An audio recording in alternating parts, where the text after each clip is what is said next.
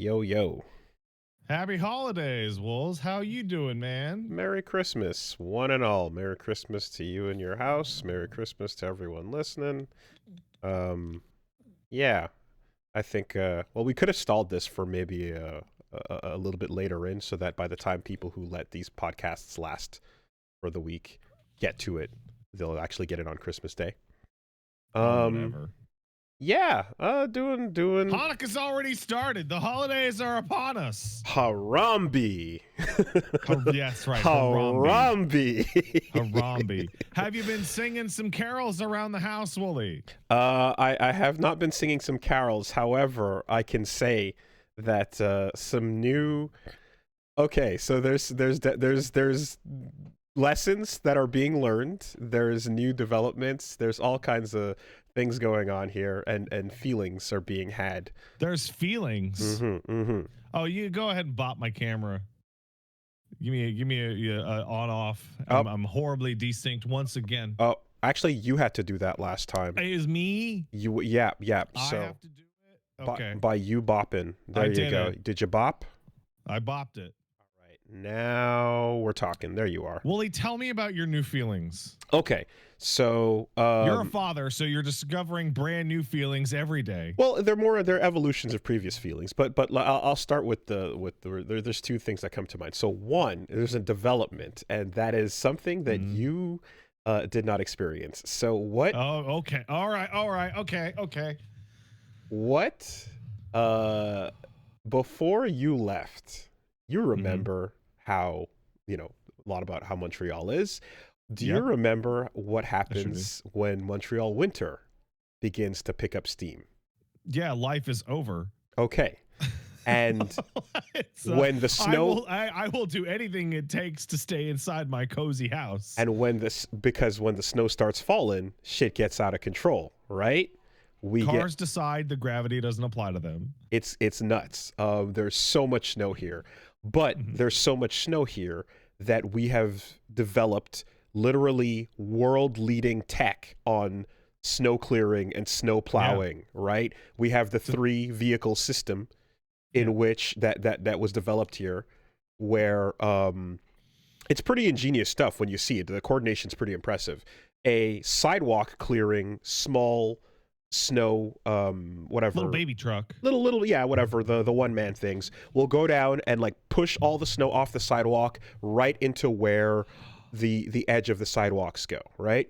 Yeah. And then right behind it comes a big snow sucker plow that sucks all that piled up snow and scoops, like it vacuums it up. For those of you who are unclear, it sucks it up. Yeah. So you have sidewalk scooper plow puts it off sidewalk onto the corner of the road.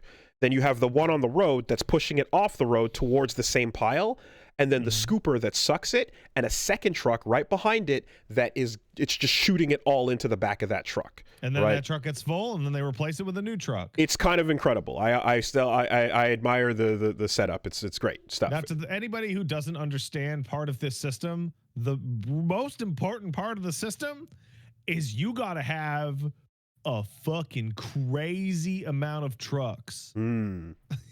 like crazy amount of trucks, because the main truck that's sucking and throwing it back, like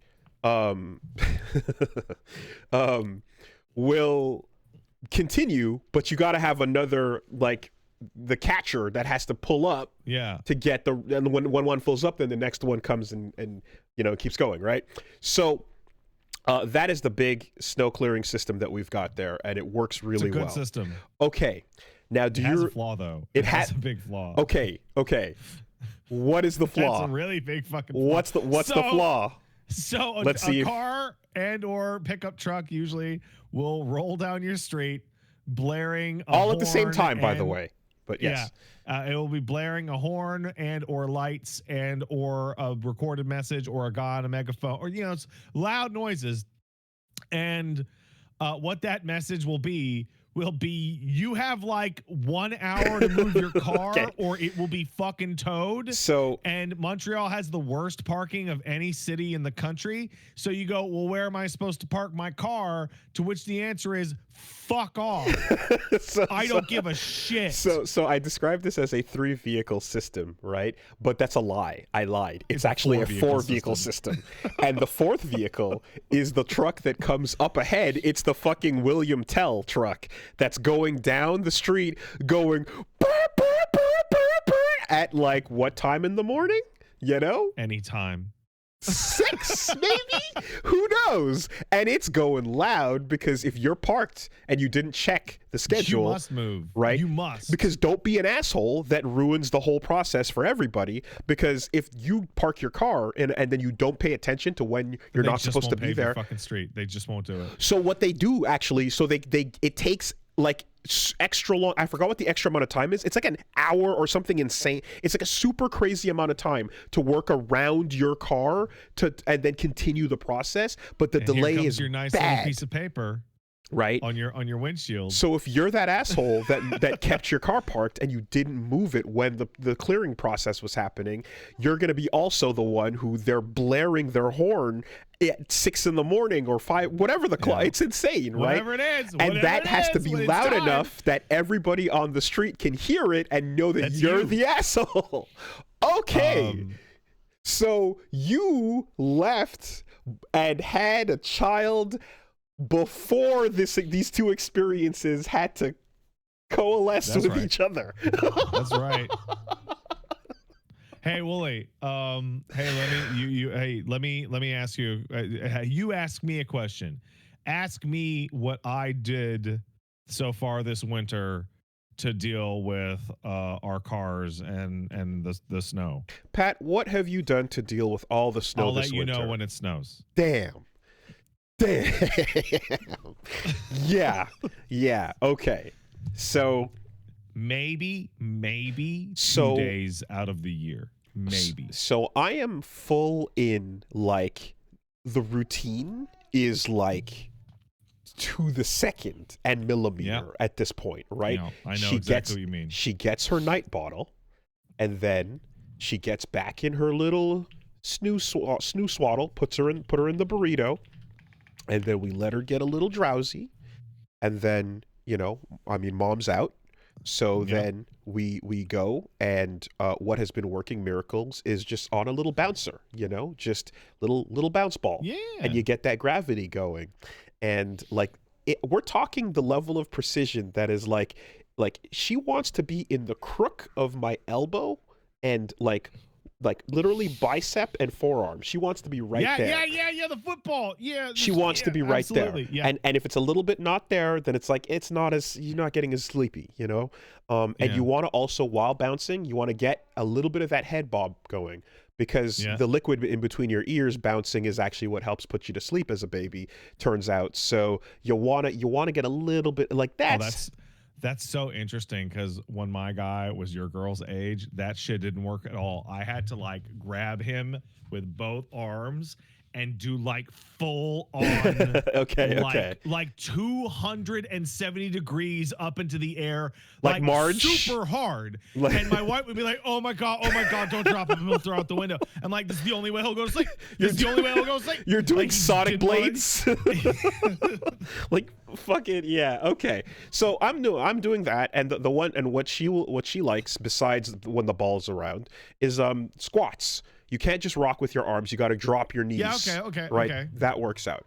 So because sitting down is for bitches, man. Fuck that. Don't you dare sit down. She will not accept. Prick. She will not accept sitting down. What is this, static imagery? What are you, crazy? Bro, I can't fucking deal. It was like, okay, I got this. Okay, I'm just gonna sit down for a second. I wasted all your progress. I'm wide awake again. You dare comfort me while the background is static, you fucking asshole, right? So that's, I'm bringing up this level of precision to say that's what's going down as I'm okay, once the actual sleep is happening, the tech, because mom has her own version and I've got mine, but the tech of how you transfer from arm into crib is, you gotta master this, So it was crazy, because I was pretty great at transferring into the snoo. But Paige was a million times better at once he got older for transferring him into a bed. Okay. Like, I'm not nearly as good at that. So we both have our own versions, and they both work really well because I was asking. So, but it's different levels of like time, and because basically the setup is like what I'll do is I'll use the ball, and then she'll get drowsy, and then I'll go for head first, right? Head first, and then soft lay down, and keep some elevation off body and butt, so that you can slide your arm out. And if you fuck this part up, the head rotates, and then the sus pops out, and then you're fucked. So you get that. It's very delicate, right? Whereas what Punch Mom does is she goes like opposite, where she goes back to front and like full leans over, and then waits and slowly pulls both arms out. Right. I'm getting some nostalgia off of this. I'm playing a more dangerous game, but it's working, right? Yeah. And then of course, once you pull one of these, you go hands off, you wait, and you see, and you stare, and you stare, and you don't breathe, right? And you don't breathe. Don't move. And then you look for a little stir, and then every kid has a different thing. So for my guy, he has like a really specific like deep breath, and then out his nose, and I'm like, all right, we're good. We can talk as loud as we want. Everything like this kid is in unconsciousness land. But so what I need to see is the eyes open, and then right? It's that. Oh yeah, that's a good right? one too. There's that. And so if you see that eyes open and then back to okay, we're good. You grab the little hooks, you get them on, right? And you can even lightly pick up the arms to tuck them underneath. And she's she's 4 months now, so she's arms out, by the way, right? Yeah. So that's comfort. That's good. She can comfort herself. She can put her hand in her mouth if she needs to, if the sis falls out or whatever. But the arms out is a little bit more volatile because every once in a while, babies do a thing when they sleep is they do this. They throw their arms up and go, and then they wake themselves up, right? So you want to be sure that you get those arms pointing downward if possible, but the little hooks to snap them safely in or underneath that. This is all what we're down to. It sounds like from what we've talked about that your girl is like a pretty good like sleeper and like going to sleep. So yes and no, and maybe because she might be teething now and she's groaning. So hey, I'm going to tell you right now, once teething starts, you're going to blame literally every single off day on teething for over a year. Sick. Good to know. You're going to be like, everything. Is she teething? I don't know. Maybe. And the answer is that half of the time you'll be right. Yeah. It's like as you'll have like teething for a month and then no teething for 2 weeks and then teething it's back. I stubbed my toe. Must be the goddamn teething. Yeah. So you do all this, and then you hear the fucking snowplow horn at 5 a.m. go, bah, bah, bah, bah. And you're like, wow, my shit is fucked now. And the panic sets in. Yeah. And she sleeps through it. Oh yeah, no, kids don't care about that type of noise. I mean, and I remember that moment of just being like, oh, when I was younger, and I used to hear this because living here my whole life, it's always been the case of like, yeah, there would be these the whole system, you'd hear it, and I'd like be like, what is a newborn baby family doing when this thing is going nuts outside? They don't give a shit. Because it's telling you wake up and move your car, fuck your family, fuck your baby. Baby doesn't have a car, right? So fuck whatever's going on. And you know what? If your baby doesn't sleep because you didn't move your car, that's your fault. Right? Like your baby is now is your problem for not sleeping because you should have moved your car, says the city. Yeah. And you know what? I get it. I do get it, right? Because you are holding us all back. But I remember thinking way back when, what the fuck? This is the most inconsiderate thing ever if you have a kid. The streets get clean. But the streets get cleaned. And would you believe she actually tanked through it? That's really lucky. I couldn't believe it. She didn't wake up. So my guy, a little bit older than what you're dealing with now, discovered that if he pulled his own hair, and like bit his own fingies, he could stop himself from going to sleep. Okay. So what's the deal actually? What's actually the deal with I'm tired, I am sleepy, but I fucking don't want to sleep right now? Like, no! It's the same thing as when your wife wanders past you at the ass end of night and goes, "You should really go to bed," and you're like, "But right after this match." Okay, but this but it's not even like this match. It's literally that, Wooly. One more once. And I don't you with your nightmare sleep fucking schedule tell me I don't understand not wanting to go to bed. One more once. I will like wake up I will wake up early and I'll be like, Wooly is online playing fucking whatever on Steam. So like her I'm up at stupid o'clock, I don't want to go to bed yet. See, the thing is, I had that when I was doing shit or whatever, playing games or whatever, but I guess for her, just like staring at you making stupid faces, looking at the ceiling is crazy. Yeah, that's what I'm saying. Like that's as exciting as running your 2XKO set, sure. Like just yeah, okay. That's it. Because I'm like a FOMO baby. Some babies aren't like that. Oh my god. Some babies don't give a fuck. Like I have a super FOMO baby, like the FOMOist.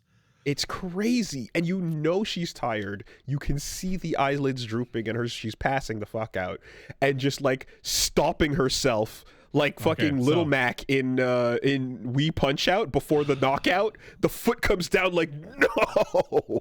I refuse this sleep. So there are, from where I'm at right now, there are multiple more phases. The phase after what you're dealing with is if I pull my own hair, I'll wake up. Okay. I can keep myself awake. Yeah. The stage after that is the scariest one, and it's the most disruptive by far.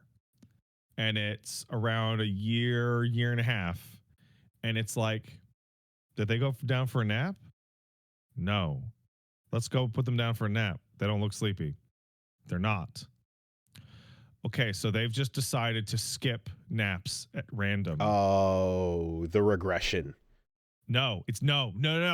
It's not a regression. I'm not talking about sleep regression. This is a totally different thing. At some point, your toddler will just go, I don't need a nap. And that means around 7 o'clock, I'm going to turn into a monster. Nightmare. No, yeah. Okay. So we're getting a version of that. The version we're getting is like if she fights the nap long enough, she'll just ride it through. Yeah, we've had that. They'll fight it like and scream and succeed. And then the next feed comes and she successfully skipped a whole nap, and you know that like the session after that is going to be absolutely nightmares, right? Yeah. Because now you're getting the compounded lack of sleep. Or, hey, got him down at his regular nap time, 2 to 4, crushed it, no problem. Why is he still up? It's 11:30 p.m. Yeah. What the fuck is this? Yeah, there's a 4-hour window where you don't know which one's the last one. And like when you're caught, it is now midnight, and this kid is literally running circles around the bedroom. And like there's fussing, there's like super fussing. And then there's, you missed 2+ naps today, and it's all crashing at the end. It's all hitting the wall, and you're getting the goat just like you're getting the goat, and you're getting like the full arch, and just and it's like, oh man. So I am now in what I would probably consider the final phase of this sleep journey, which is, or at least the final phase so far, which is, dude is literally like drooping his body into his plate of food, falling asleep at 6 p.m. Yeah. Just Yeah. Hey, buddy, you tired? No. Like eyes fully closed. Yeah. Lolling to a side. No, don't want to go bedroom. No. Right? Mm-hmm. And then just no nap time, right? And just passing out in the high chair. Mm-hmm. Just straight up just falling dead ass asleep in the high chair with like a Cheerios dug in his mouth. Right? Or A wakeful, alive, alert child will walk up to you and go, I want to go upstairs to the bedroom now. And you go, okay. And you go upstairs and you hold his hand and you go up to the top and he goes, okay. And crawls into bed and pulls the cover up to his chin. It was Damn. Damn. There is no way to understand which version of the child you're dealing with until they do it. Oh man, I'd kill for that. You know, because we passed, you know, like, there were some phases of even just like, hey, yo, are you drinking this bottle? Are you drinking this? Hello? Are you there, girl? Just, you know, just done.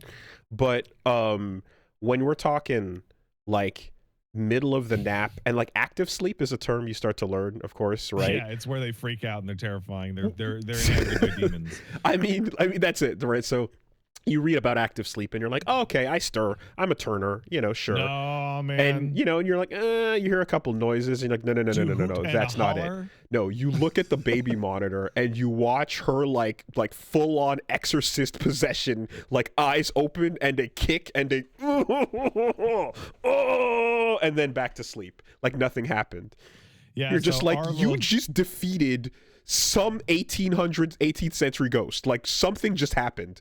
And you went back down. Guy has occasional somnambulism, like sleepwalking / he's had some night terrors, and so like every now and then he'll get up and he'll look at you and you're like, that little dude is dead ass asleep right now, and walking around, and then becomes the fun little game of like, all right, we must now transport him to an area with a locked door and soft surfaces, because he could just bolt into a wall or freak out or see ghosts that aren't there, because he is unconscious.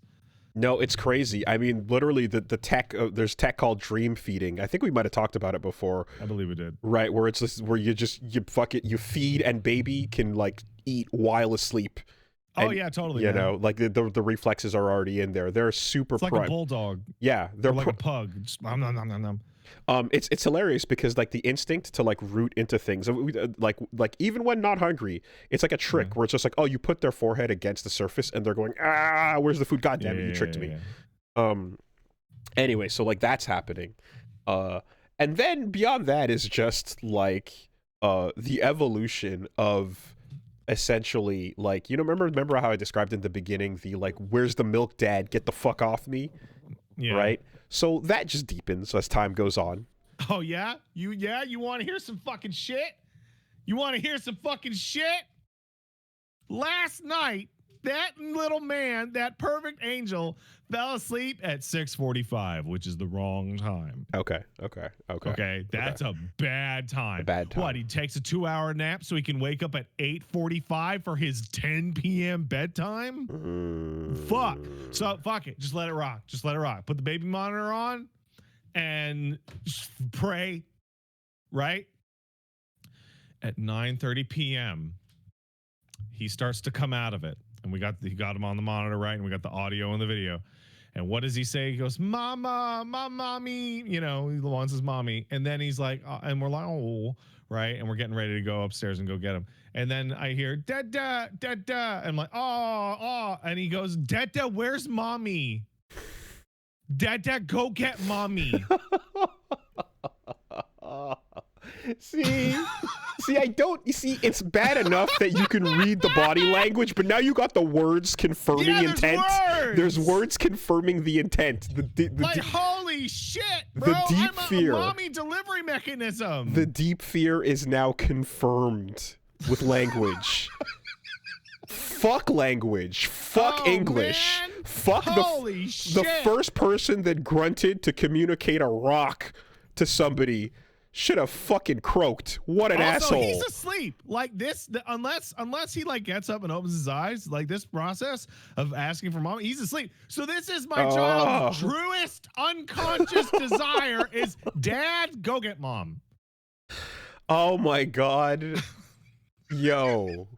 Just, yeah. Like that is, as this escalates, you know, and then the term that you know, people use this term a bunch is like essentially this default parent. Yeah. that's one where you're like, it makes sense because you are both people and one of them provides food, Yeah. So and like, you've got to fight against that. So default parenting doesn't really fit into this because default parenting is about like responsibility changing, right? It's like it's supposed to describe scenarios in which like you and I would not know their allergies or birthday. Okay, no. or, That bullshit. That's not the context. 6-7. That's not the context I was referring to. More so, it's more just like the preference point for comfort, Yeah. and knowing that like trying to comfort, in when during the worst of times, doing your best, and it's like there is a hard limit to how much comfort you can offer, right? There's a threshold of frustration where it just doesn't work anymore, and those times it fucking sucks. Dude, there's a point where Paige was playing D&D, and I was like, I'm gonna handle the baby, and you go play D&D so you can have your night out away from mom life once a week, right? Because I come over here and do the fucking show like 5-6 fucking days a week, right? But like mom's doing mom stuff all the time. Like you do that, and there are moments where like, you know what, it's one of those nights, and you know what one of those nights is? 3-hour walk around the kitchen island night. Right. Yeah. Because this dude pissed as fuck with me existing. Nah, fuck you, Dad. I mean, here's the thing. Where those boobs at?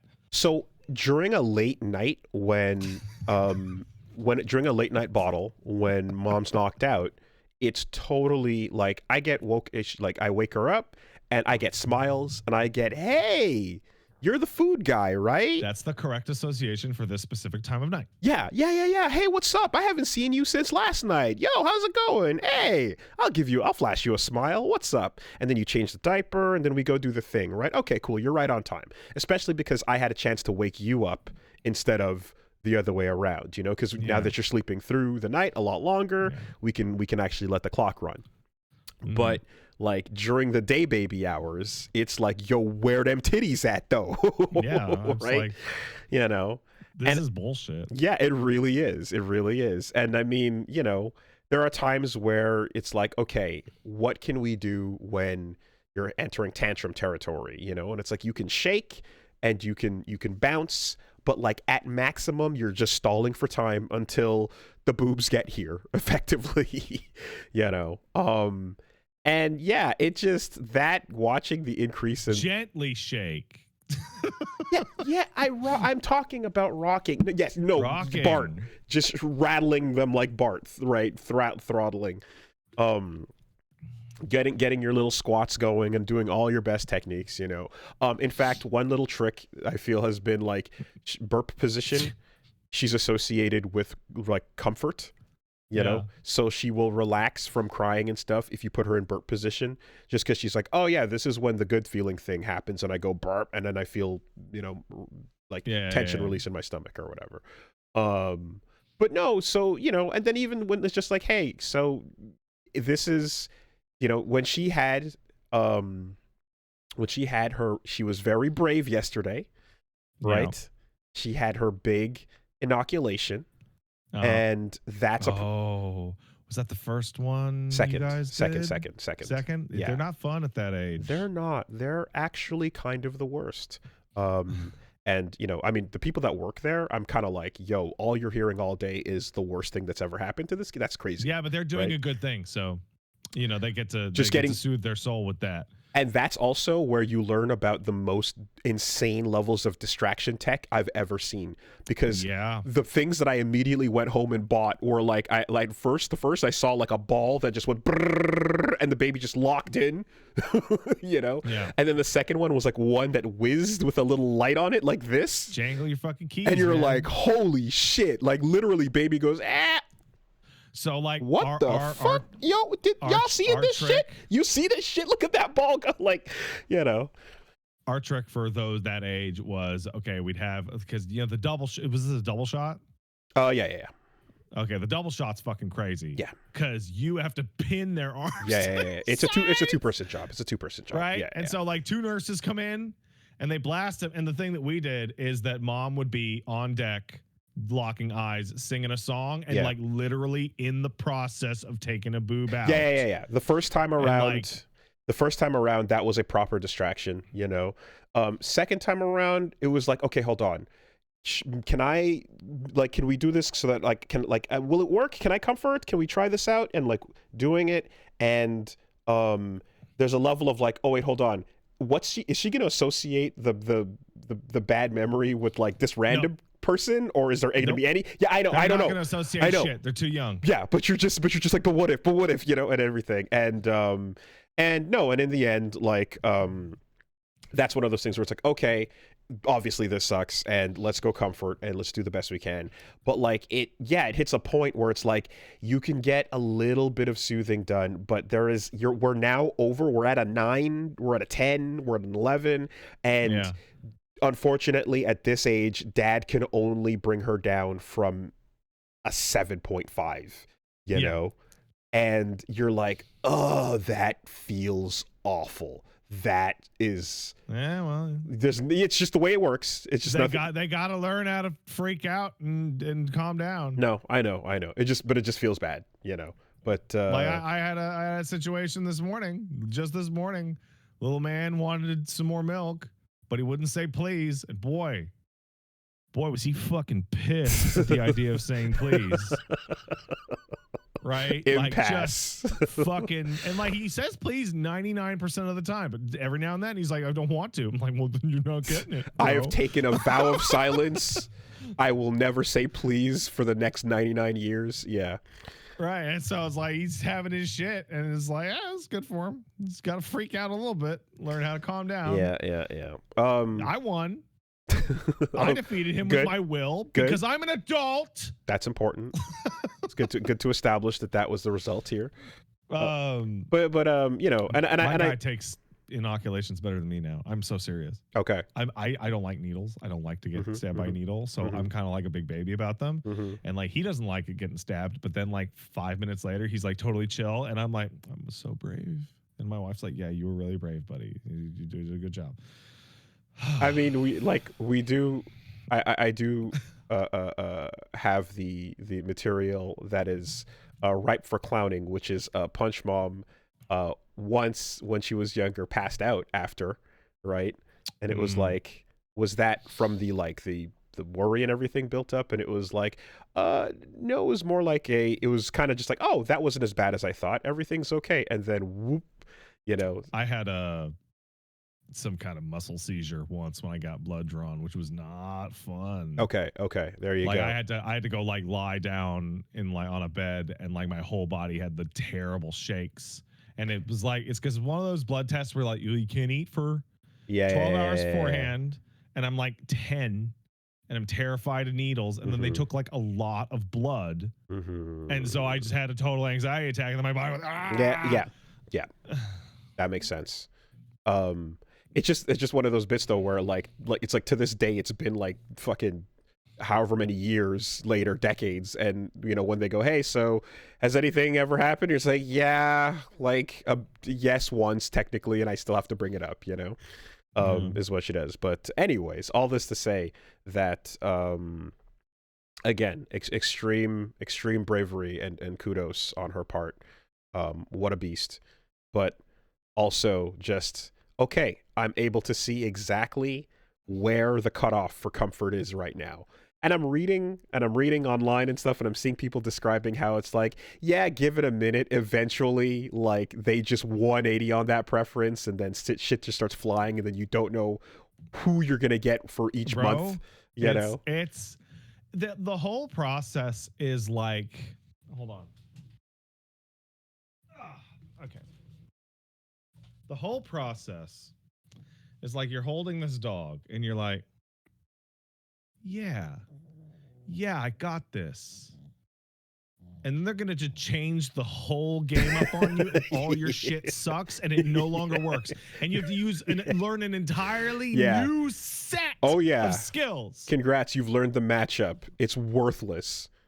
You ain't shit. But that's what are you gonna do? What do So you? I got to experience a super fun experience, which was in hindsight now fun, but um it will be fun for you too, Dad. So we got a lot of books, we got a lot of toys for the kids. So what do? We get shelves, we get like a rotating little bookcase, stuff like that. Well, let's put it together. No, put that screw down. No, put that down. No, put that no. And like you're helping turn the screw. Yeah. Okay. Thank okay, you. Okay, No, okay. don't eat that. No, don't eat that. No, don't eat that. That's styrofoam. That's poison. Okay, can you hand me that? No, that one. No, that one. No, that one. No, that one. No, you're looking right at it. You're looking right at it. You're looking right at it. No, not that one. Yeah. Okay. I'm hoping like Lego can clear some of this up, fine motor skills and all that eventually, but or rather Mega Blocks, I should say, right? You get there, Yeah. you start bigger and bolder. And like it's so important that you remain rock solid and totally chill. Mm-hmm. But like if this was an adult, I would have blown my top. But instead, it's like a little baby. He doesn't know not to eat a screw. That doesn't even, if you eat a screw, that doesn't even like show up as a problem until later. I mean, hopefully you're catching it, right? But yeah, yes. So you have a fun little extra part where you count everything, and then at every part of the process, you count everything again. Right. I mean, I will say that like right now, I'm at the phase of being proper impressed because it's like, yo, that teething thing that you have, the little teething pineapple, is like you can actually get both hands around it and coordinate to aim it into your mouth. Yeah. And it's like, you got that? You have that skill now? When did you get that? That's crazy. It's like figuring out what skills you take for granted is really interesting. So like my dude can throw a ball and he can roll a ball pretty good, right? But then I'm like, all right, buddy, catch it. And I underhand toss like a big old rainbow ball at him, and he just stands there in an A pose and it bounces off his chest. Man, I'm like, oh, right. He doesn't know what the fuck catch is. Yes. All right, let's do some pantomimes. Let's do, And, that's a different skill. Right. And, feeding a bottle, I got one hand like wrapped around it, and it's one of the smaller ones. And, so it's kind of like, okay, we're starting to get there. Maybe we can get this going and then get the, but, no, it is cool to see that develop as well, and kind of just be like, you just pulled that out. You leveled up and it came to you. It's really weird how I've had this 2.5-year-old for only about 6 months. Yeah. yeah, sure. Right. It's really strange how I've only been a dad for about 6 months, but the kid's 2.5 years old. I don't know. It's getting weird. That's crazy. Damn. I mean, you only have like 30 days on me, really. Barely. Yeah, my child's just larger and talks more, and that's it. But no, like when mine showed up, like yours just reset. So like there's a whole new it's just It's so weird. Yeah. It's so strange. Anyway, that's going on, and obviously this week is gonna be some big old Christmas stuff going on. So no streams till a little later on Friday, for me. At which point I'll be picking back up with Dispatch and Claire Obscure. Oh, okay. Sorry. I thought today was going to be the Dispatch spoiler cast. Oh, no, we didn't play yesterday. Because aforementioned baby appointments. So. Okay. We're going to. I haven't played since the second session, and we'll do that. Well, obviously Wednesday is speed. Well, this week there would have been a chill stream on Monday, but instead the baby had a very important appointment that I went to. Yeah, absolutely. Today is the podcast. Tomorrow is Christmas Eve. Thursday is Christmas. Therefore, leaving Friday the first opportunity to record something. So that's when we'll be doing it. And then Saturday, instead of doing a fighting game thing, we'll be doing Clair Obscur, just so we can get a little more progress in that. So that's the plan for this week. Speaking of me, I'm streaming later tonight around 11 p.m. Me and Paige are going to watch the Fallout TV show with y'all again. And I am going to be streaming Christmas Day and Christmas Eve and Friday and Saturday and Sunday. So you can check my schedule out for that on Blue Sky. The Christmas ones are going to be short, though. They're not going to be long. All right. Yeah. That's over twitch.tv/PatStaresAt and youtube.com/PatStaresAt. Yeah, not much in terms of playing stuff this week, because I mean it's been pretty busy. That we didn't already cover, except for, you know, Clair Obscur is moving pretty quickly. Like the decision to kind of mainline and take big steps of progress and then save the wandering for afterwards is like been more effective. I've been thinking a lot about like how badly I fucked up the curve on that game. Every single time I was given free reign, I did every single thing I could. Yes. And I'm like, oh, that is the opposite path. What it wanted is for me to go to like an Axon and hit like a dead ass wall, and then go do that shit until it was no longer a wall. But we've talked about this, right? You do what is fun and you're enjoying what's going on, and then you save the meat, the main meal, the progression for the end after you've done the side bits, right? You play anything, you have side quests, you've got main quests. You know that the side quests are probably not as good. You don't know for sure, but in most cases, you're treating it as such. So then you save the best for last, and that's the kind of mentality you progress with. E33 is a little silly because a lot of the side stuff that's like just a fight is like a weird-ass gimmick fight with like a really cool weird-ass gimmick. Also, there's a mod out on the Nexus for E33 that gives you it gives you a level range. Like the internal level range associated by the game with each area. Interesting. And supposedly I'll just type it for you.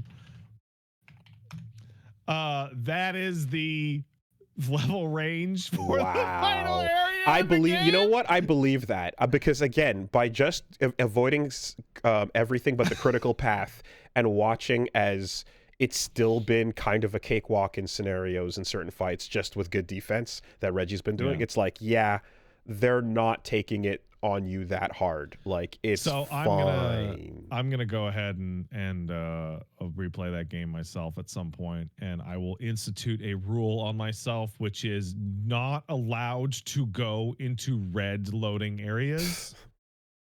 just not allowed. That's not enough. And also, if the main story area is anything but red, I have to go to it first. Okay, sure, yeah. Right.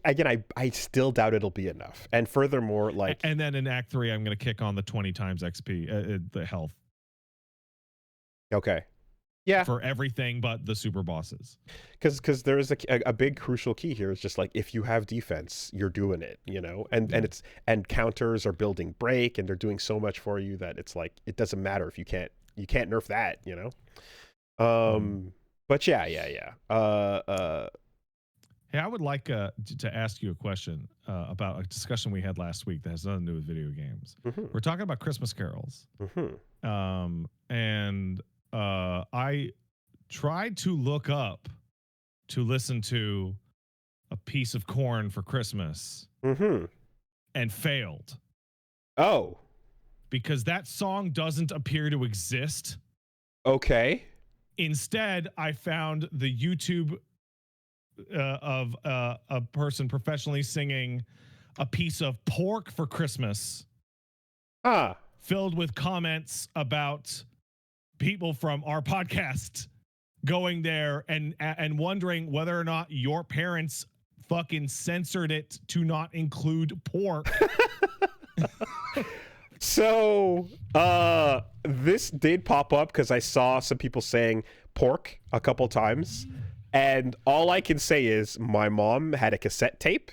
It had lots of Christmas music on it, and one of the tracks that would play it was like an official it was a track? cassette. It was a cassette tape. She played a cassette. Seventh-day Adventist Not cassette? I don't believe it was, because the other song all on it was "All I Want for Christmas is my Cali herb so I can smoke up the urban red."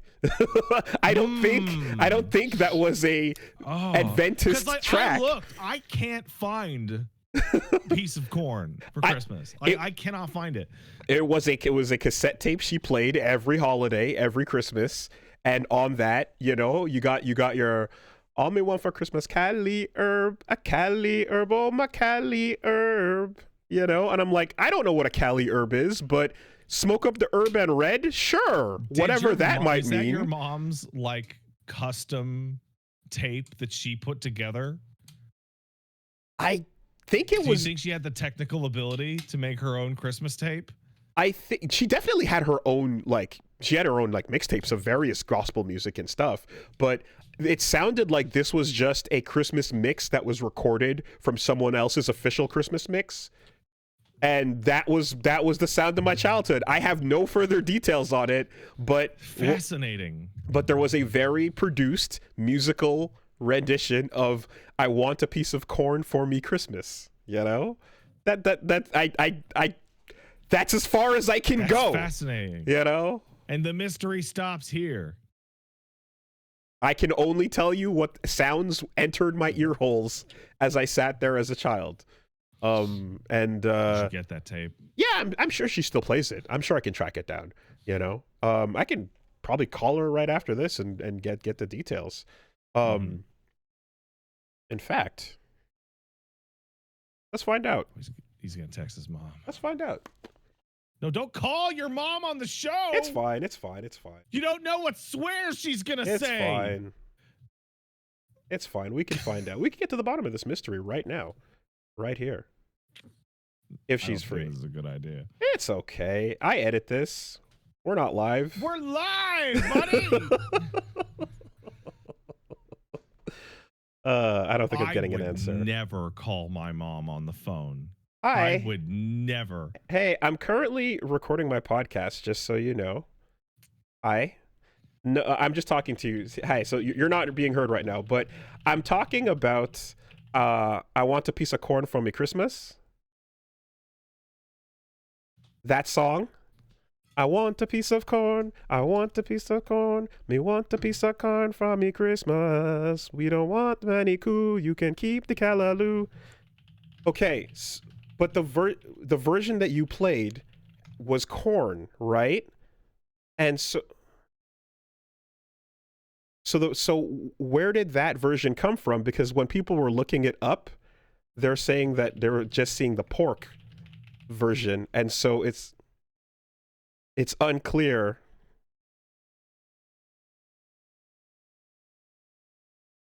Your version you were playing yesterday, and okay.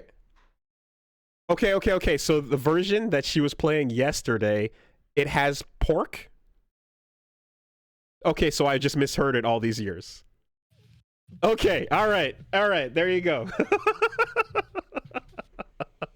All right. You're playing it off a CD, but it's "I Want a Piece of Pork." Okay.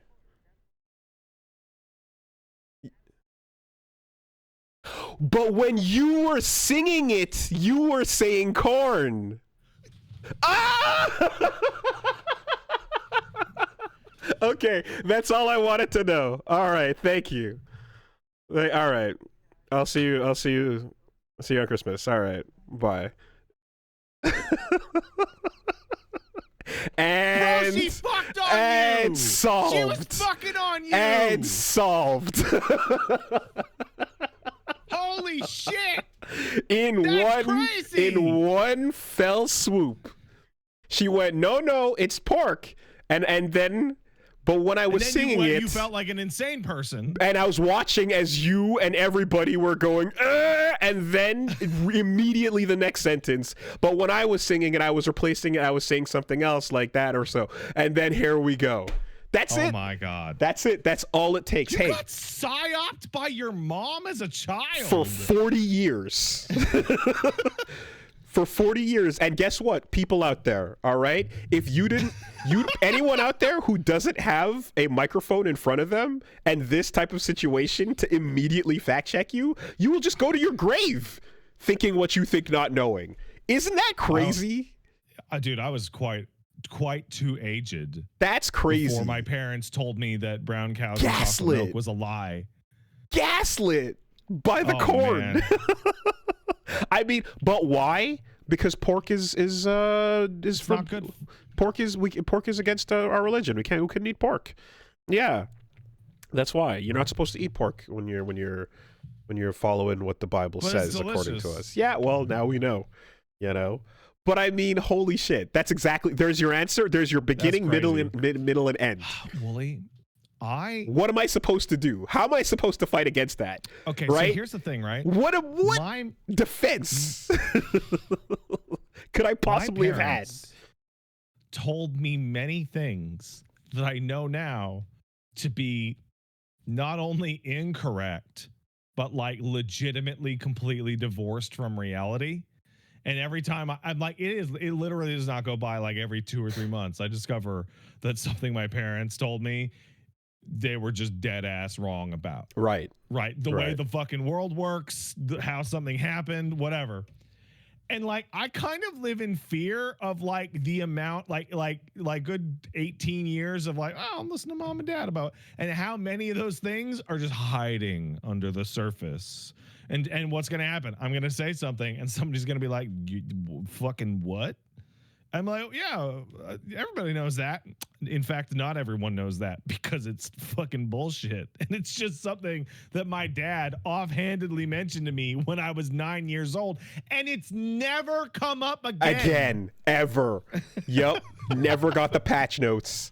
Fuck off on that. It's just a fringe knowledge scenario that has just no reason to come up in normal conversation. In fact, dare I say that probably 9 times out of 10, you and everyone else who heard that song last week would just go, I don't know, that's some weird Caribbean fucking shit. I don't know what that is, but that's crazy. Okay, and moving on. But because you heard it and were like, oh, I'm interested to hear more of what you were singing there. Oh, I can't find it. That's why this happens. Because of that interest. And if you didn't have that curious question mark, none's the wiser. We stay in the dark. Because I never heard any Caribbean Christmas songs. I'm like, all right, I'll listen to some Caribbean. I'm like, because my house is a Christmas playlist like literally 20 hours a day right now, by the way.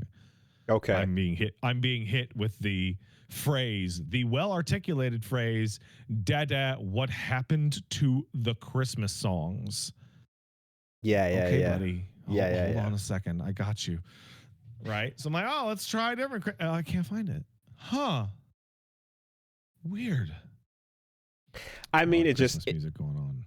And the thing is it kind of like the Christmas soca goes into Christmas calypso, and the Christmas calypso goes into, eventually you start getting the Feliz Navidad and you going into the Spanish as well. Like it's kind of like Islands collective playlist type of thing is happening there. I saw someone saying, but hold on, the New Testament said Jesus reset that so that everyone could eat pork. And I said, no, because according to what we believe here, that verse you're describing, where he's describing the various types of things, eat ye all of it, is talking about how you can now go and preach to the Gentiles, and that it's more about teaching the gospel to people who are from all walks of life, and it's a metaphor describing that. It wasn't literally about the food, is the interpretation. You see, you have to read the Aramaic and study the scriptures and go back to the original. As somebody who's never been a part of any organized religion at any point, I gotta say, if I'm gonna be referred to as a out group term, I'm a big fan of the term Gentile. Gentiles, yeah. It is. I'll take it. I like it. Okay. It's nice. Yeah. I mean, it's. I'll take that. There's certainly other out-group terms that are not great. Yeah, I've heard many, which we will not repeat here. There are, although there's one in particular that we will repeat that is more like people who work in a profession that then refer to people who are not in that profession as civilians Oh, it's fucking is crazy, the dude. most It's so fucking, nuts. you know, like wrestlers talking about civilians, or like, Oh, do you mean non-carnies? yeah, or like, yeah, podcasters talking about civvies. You're like, oh, get the fuck out of here, bro. Yeah. No, that's what that is. Anyway, it's kind of incredible. Now I feel like I need to go back and verify the lyrics of all my Christmas music just to find out, you know? That's what happens when you find out some minor detail that doesn't matter. It's like you actually got like dead ass wrong. Now you're like, okay, wait. Did that even, like, you go back to old memories, like, did that even happen? God. And that's how your parents get you. Well, you see, the Hey. other CD that played regularly was the African Children's Choir. And, you know, they sing a bunch of songs that are like classic known Christmas carols, but then they'd also sing some songs in, you know, in an African language. I'm not sure which one, but, you know, at that point you're like, okay, well, yeah, fair enough. It's like me reciting my favorite fucking anime OP at this point, right? I don't think it's like that at all. You're I think that might be the biggest cope I've ever fucking heard out of your mouth. You're doing your best to recite the language that you've been hearing for a long time, and you're probably getting some of those pronunciations wrong, but you've heard it enough that some part of it is baked in there. Specified, narrow Yeah. use case you've described. Yeah. I don't think singing foreign Christmas songs is the same as you belting out like Naruto openings. Zankoku watenshi no yoni. You hear that in your brain, in the same brain that hears Hasadiga Ibawai. You know, like, it is what it is. It is what it is. You try your best. Who knows? Anyway, I'm gonna need to go back and fucking do some lyric digging now. I'm questioning everything I've ever heard. It's now your job to pass it on to a new one. Right? Incorrectly at that. So, like, me and Paige keep having this thing where I'm about to open my mouth to explain to the kid, and then I have to think about, wait, who's the person who told me that was the way it was? Was it my dad? Okay, hold up. Hold up. Is that even true? Was it? So here's my favorite version of this. Was that even true then? Yeah. Did you have the zeitgeist of ignorance to cover you? Well, because sometimes it changes, right? Both of my parents told me that when they smoked after having kids, they didn't know it was bad for you. And we are talking about like 85, 86. That's not true. That wasn't true. Something just occurred to me, and I need to know. To know. Okay. Hold on a second. Oh my God, you're so nuts.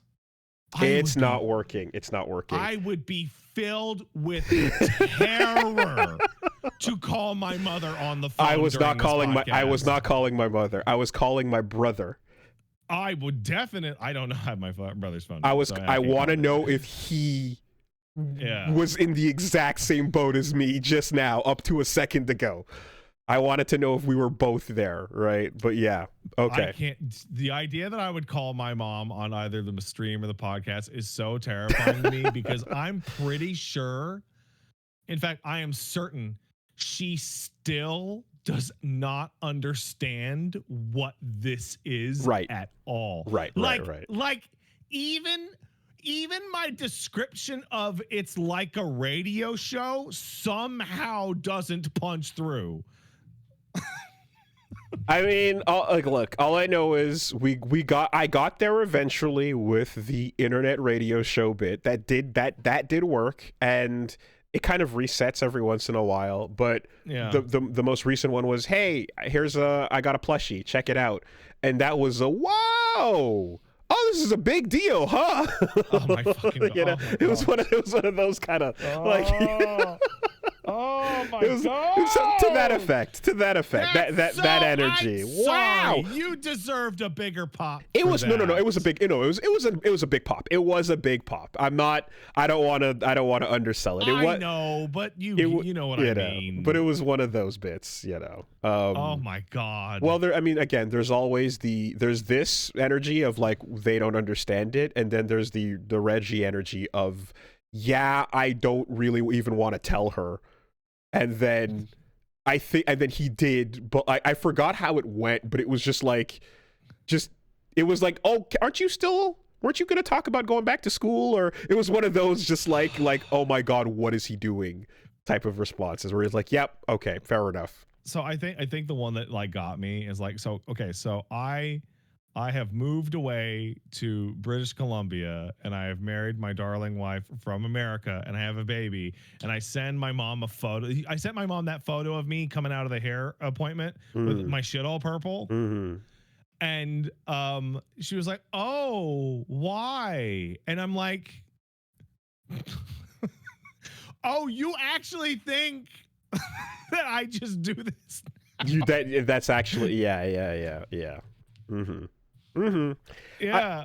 I mean, again, I do feel that like it's in the water, Ma. Don't you get it? To be fair, as my tattoos appeared on my arm, I want to say there was a large like she pretends she does not see it.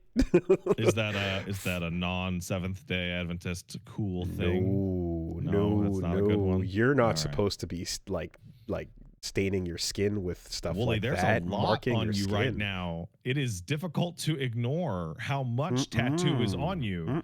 You're not. That's a no-no. That's a big no-no. I mean, yeah, but you know what? So is like wearing your hair long and wearing pants if you're a girl, if you want to get technical on it. So I mean, shit's fucking but that's one of those ones where only that one elder at the church was like, I don't know about those pants.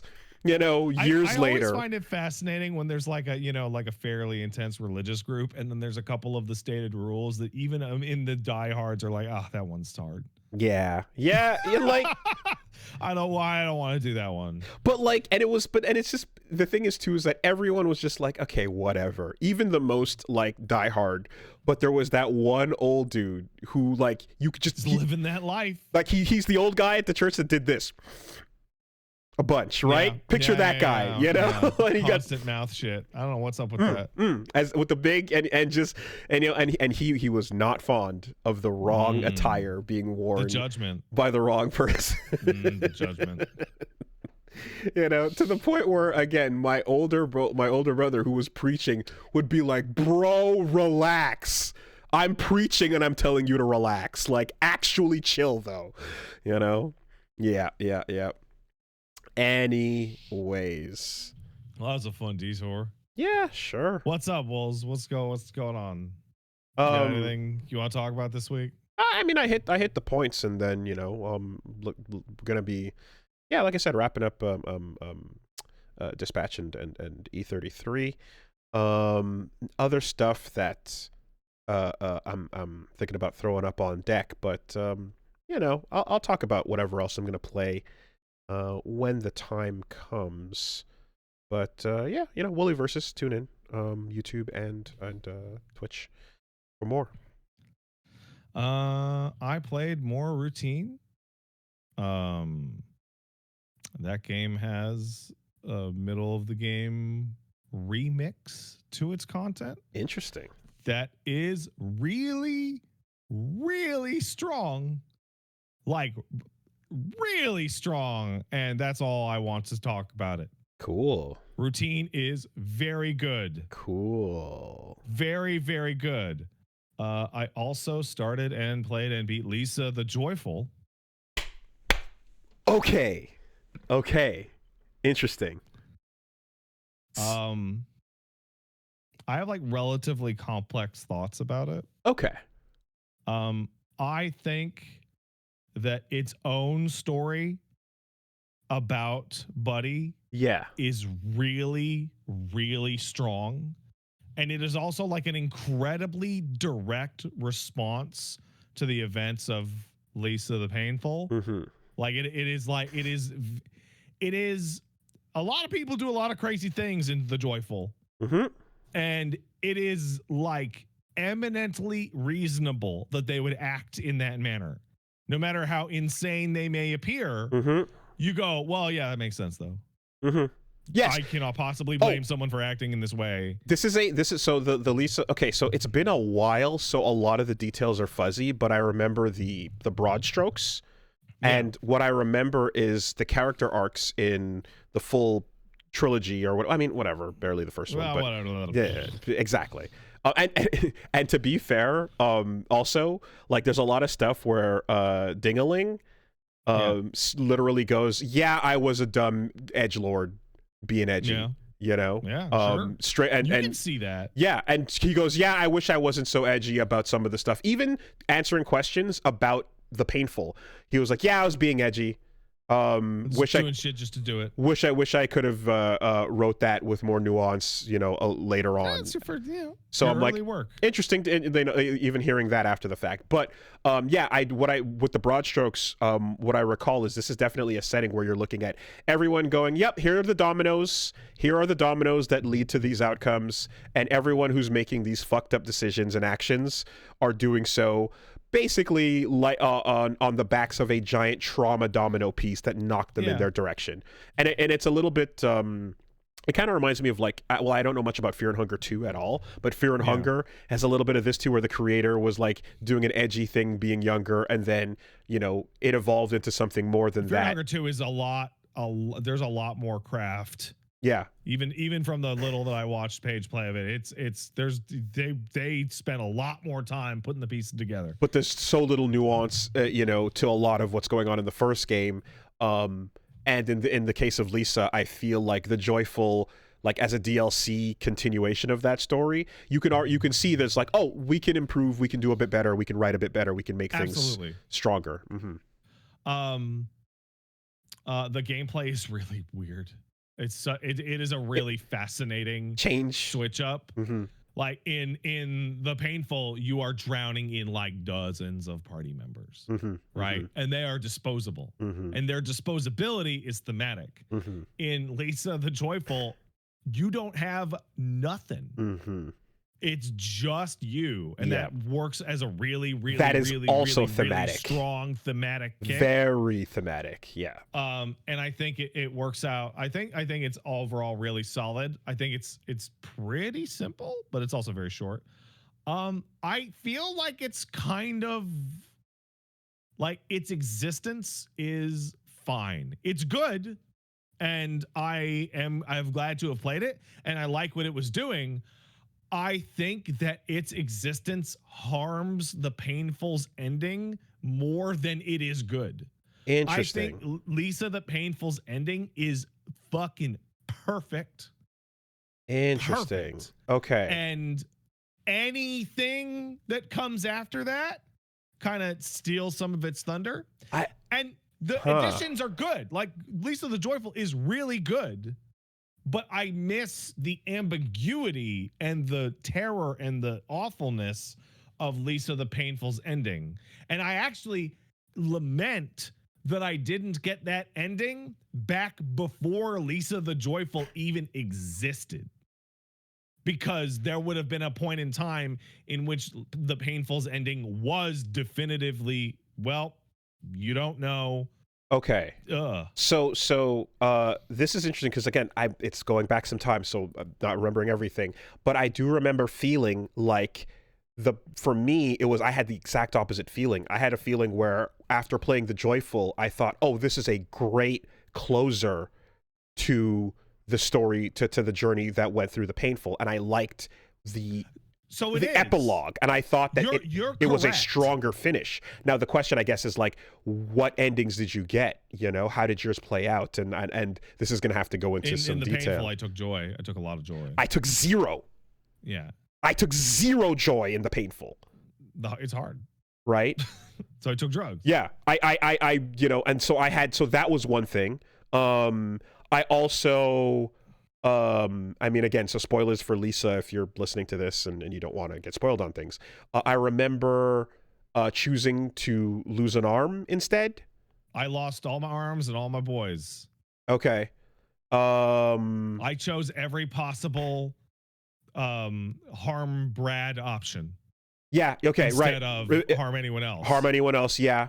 Don't you dare harm Buddy, right? Yeah. Go fuck yourself, right? I remember that. And a lot of that was kind of like, to me, I remember that as well, was something where you're like, yeah, this is the way that not only is it like something where you're like, I don't want to in-game lose my shit or whatever, right? Like your party members, all these things, etc. Right. Life, but there's also the part where you're like, this guy, I'll take all your items or kill your boys. Oh, yeah, here's my items. and based on what we know about Brad, guess who would be willing to punish himself that hard? Yeah. Right? Given the circumstances of what we're talking about with his past. And I think that leans into those choices a bit. And then you kind of wonder the whole time, what kind of person is Buddy gonna be? And I kind of felt like you find out. You find, and it makes sense. I remember being like, it's a direct result of the unavoidable reality that she lives in. That's it. I remember looking at that going, oh, if you're going to do a Children of Men / Why the Last Man type scenario, and then you have to like actually play it out to this chosen one, what type of person would they become in this kind of setting? And, you know, kind of crazy warlord shit aside, you're like, this is somebody who would absolutely fucking hate the idea of, I was just trying to protect you. I was just trying to keep you safe. I will fucking kill you if you say those words to me. You know? So one of the things that I kind of expected us to split lines on this is that as I'm getting older, my tolerance for uncertainty and ambiguity is increasing dramatically. And Lisa is kind of a perfect example of this, because like there's super bosses I could fight and alternate paths I could go on and little Easter eggs I could find where, and you know, chat tells you about it as you're going through something like this about what is joy? How did it happen? And it's like, I don't care. I don't give a fuck what joy actually is. It doesn't matter. All that matters is Brad and Buddy's relationship with joy. And I would say as well, in the same effect too, like Brad and the relationship with like Marty and all that shit is that's the point. And when you start to get those details about like Buddy's actual past and the fucking, I actively don't care about that. So it's there, and it's like it's nowhere. It's not the point, but it's all, and it's also something where you're like, oh, there's just, you know, when you can have like just raw evil, and then you just kind of have like this unnuanced like Satan for Satan's sake in a way. There's, you're looking at these situations where the people that come in with like Buddy's past and everything, where you're like, oh, there's no ambiguity to this. These are just people that are like, again, just the extreme ends of the slider with fuck the dominoes. You don't even have to describe a domino that knocked these people into where they are. And I think there's stuff you can discover in either the painful or in the joyful, I forget, about like Buddy's mom and stuff, where it's just like, if you play in painful mode in the painful, you can find Buddy's mom. Right. There you go. Yeah. I don't care. So I actively because the relationship, don't want to encounter it even. Yeah, the relationship between these two is what matters, right? Almost like running into Yado in the joyful. Yeah.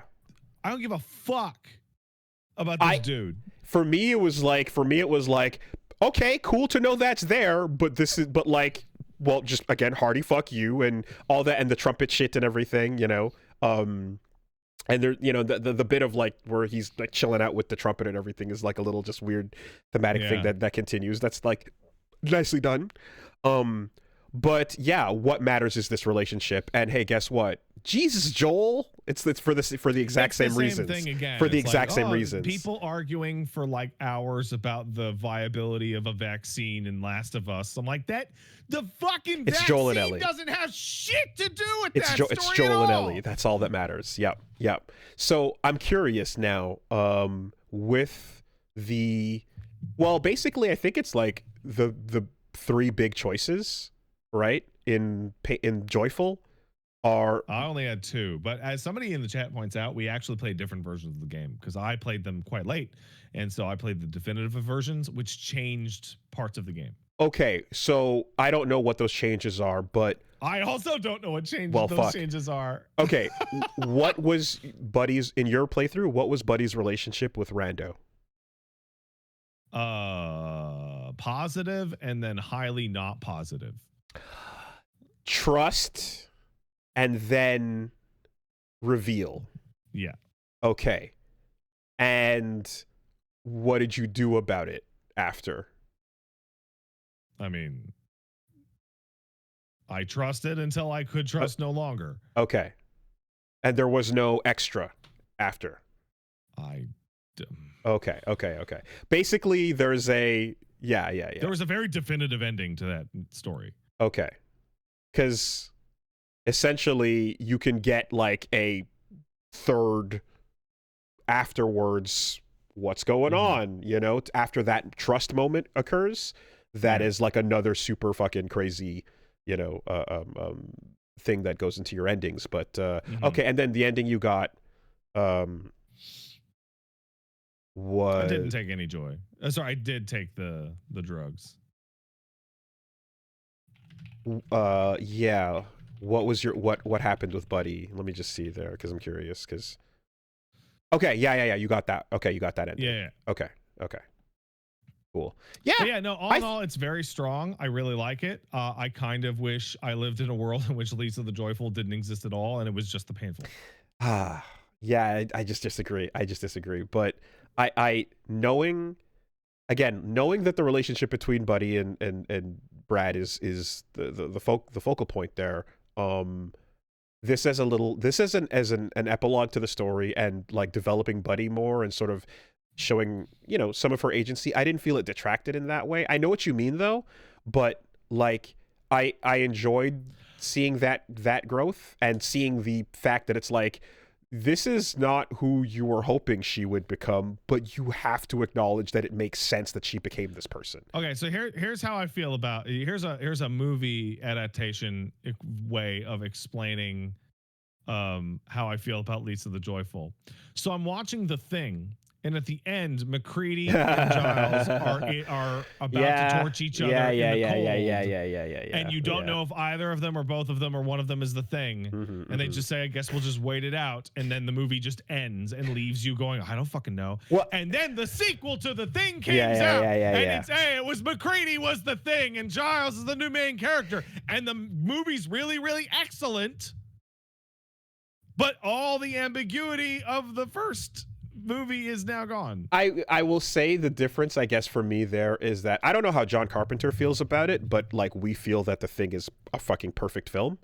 Yeah. So whereas, that happened. The situation I'm describing actually did literally occur. No, I remember with the video game. The game exactly. And you get answers where you're not supposed to get them.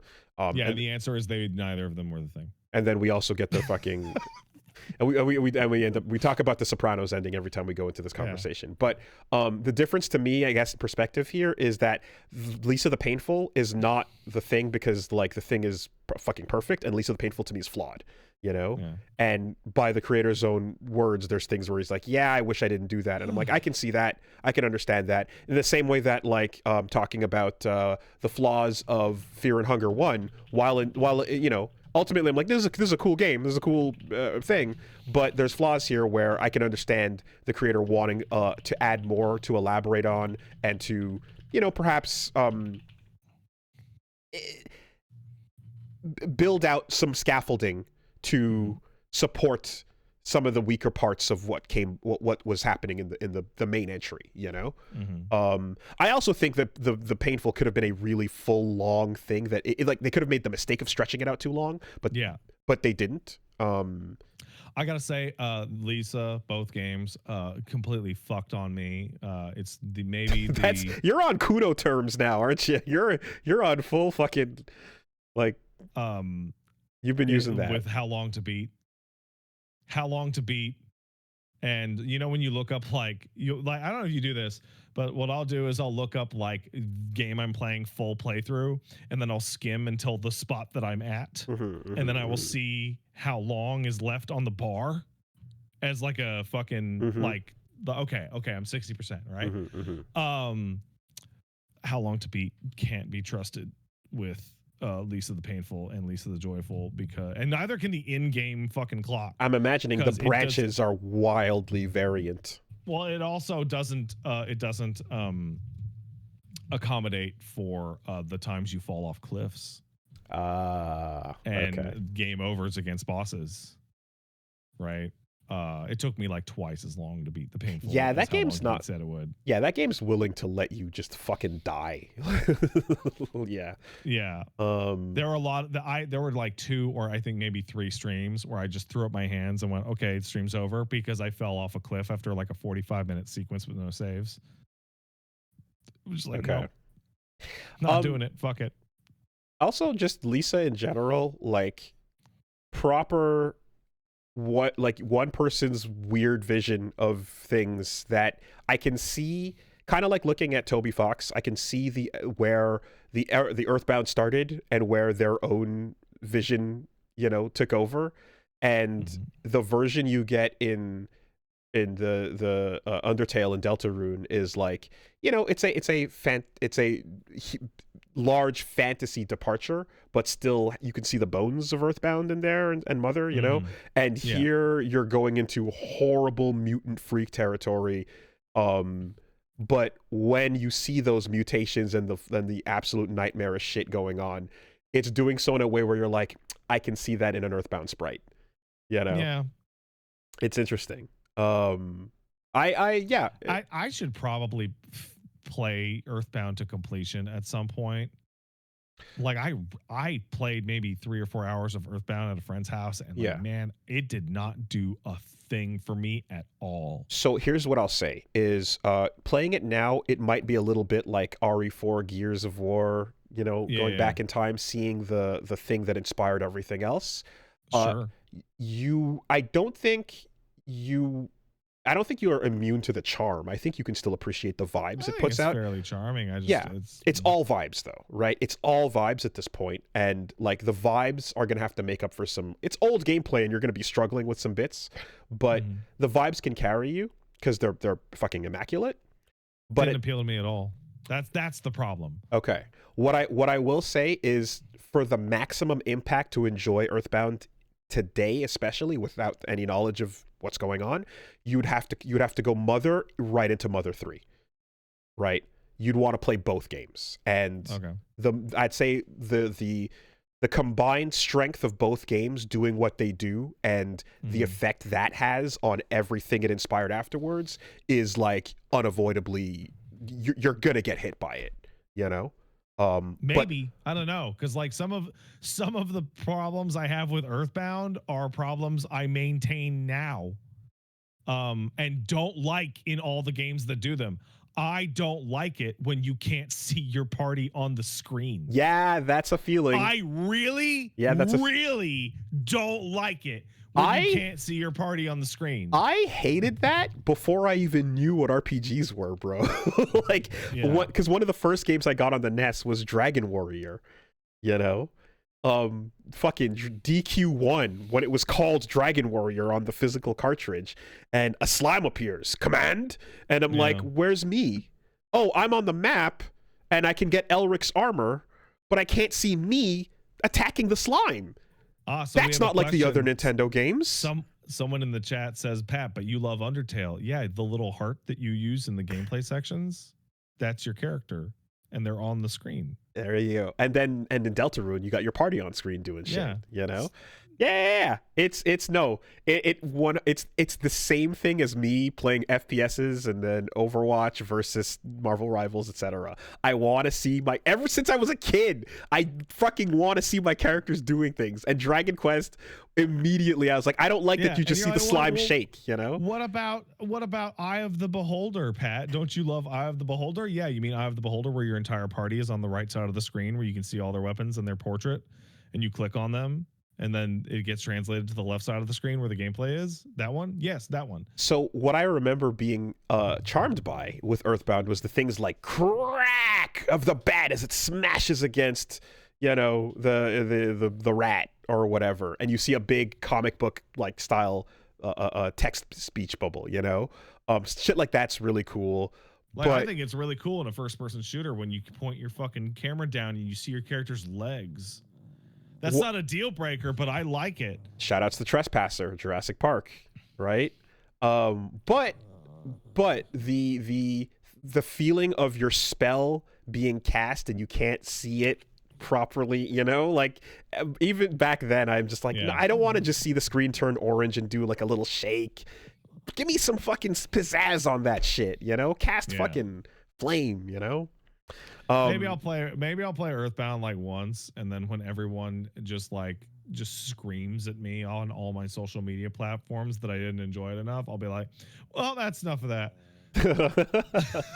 I mean, I'll just say this, like, again, the writing is hilarious, the vibes are immaculate, and like for maximum power, you tag team it with Mother 3 and you get like, you understand why and where everything else said. I'm inspired by this, right? Like, you know what it reminds me of? It reminds me of back in the Best Friends era when there was supposed to be a fucking Psychonauts LP, and like it got started and like no one wanted to do it because no one in that whole group wanted to fucking play Psychonauts like on the controller because it fucking sucks.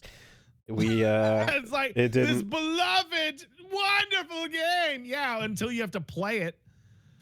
Didn't get off the ground there. And you know, as someone who like has extolled love and virtues of fucking Jet Set Radio and shit over the years, you know that's me. Like I'm down to praise a game's bold aesthetic while being like, yup, this gameplay has some massive problems and you gotta go in knowing that's an issue.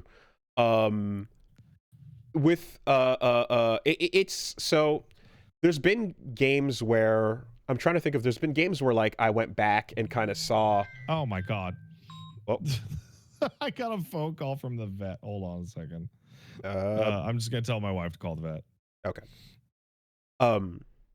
Yeah, it's what I will say is that like what you're describing, this is not one of those cases though where like the gameplay is so rough and bad that you're like, fuck this, like entirely.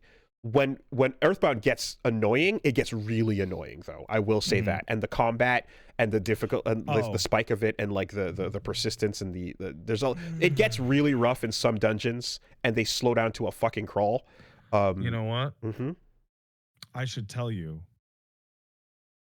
I just remembered. This is really stupid that I'm only bringing this up now.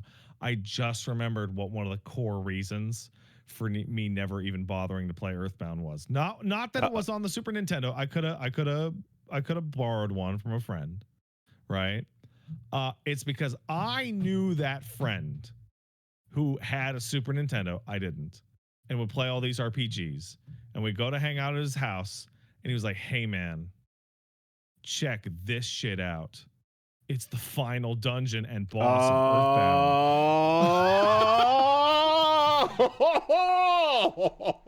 Isn't that you cool? had no chance.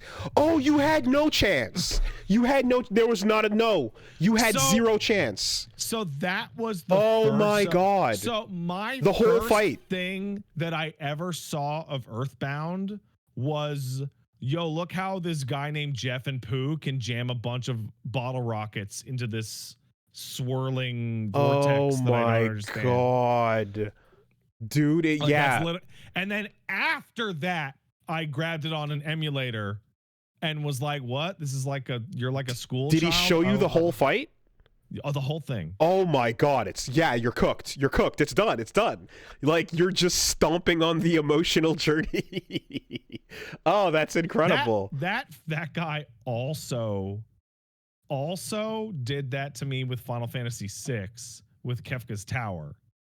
And that was the first thing I ever saw of FF6, which has led to the scenario of why I've never actually personally beaten FF6, because I've gotten up to Kefka's Tower 3 times. And then I go, yeah. Hey, Wooly, there's this new sick anime you should check out, Ava. Dude's robot is his mom. Oh, that's my favorite one ever. Nothing's going to top that. So we're like, yeah, that's really, really rough. That's a big vibe killer, I will say. Doesn't weaken Mother 3 though. Doesn't weaken Mother 3. Yeah. Yeah. But anyway.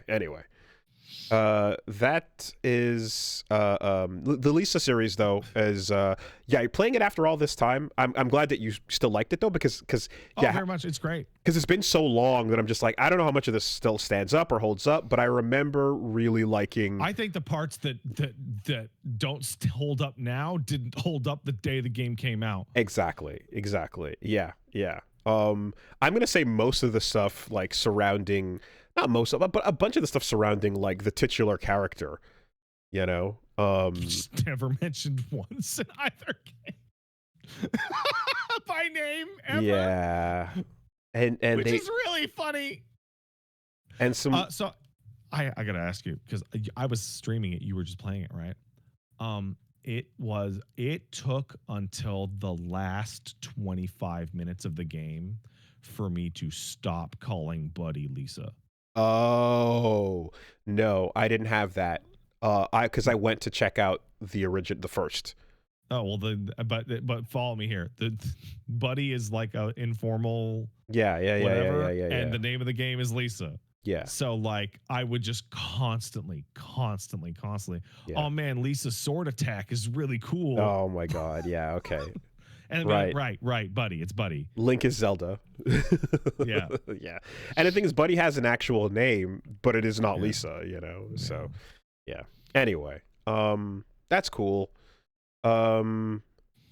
Also, I don't know. I feel like there was a stupid, like, just a big wrestling energy going on in oh, yeah. Pro wrestling was like a big... all over it. That was a part absolutely. of like the enjoyment of fucking fighting Wolfman Big Lincoln. Oh man, that's big, cool and Dusty, you know.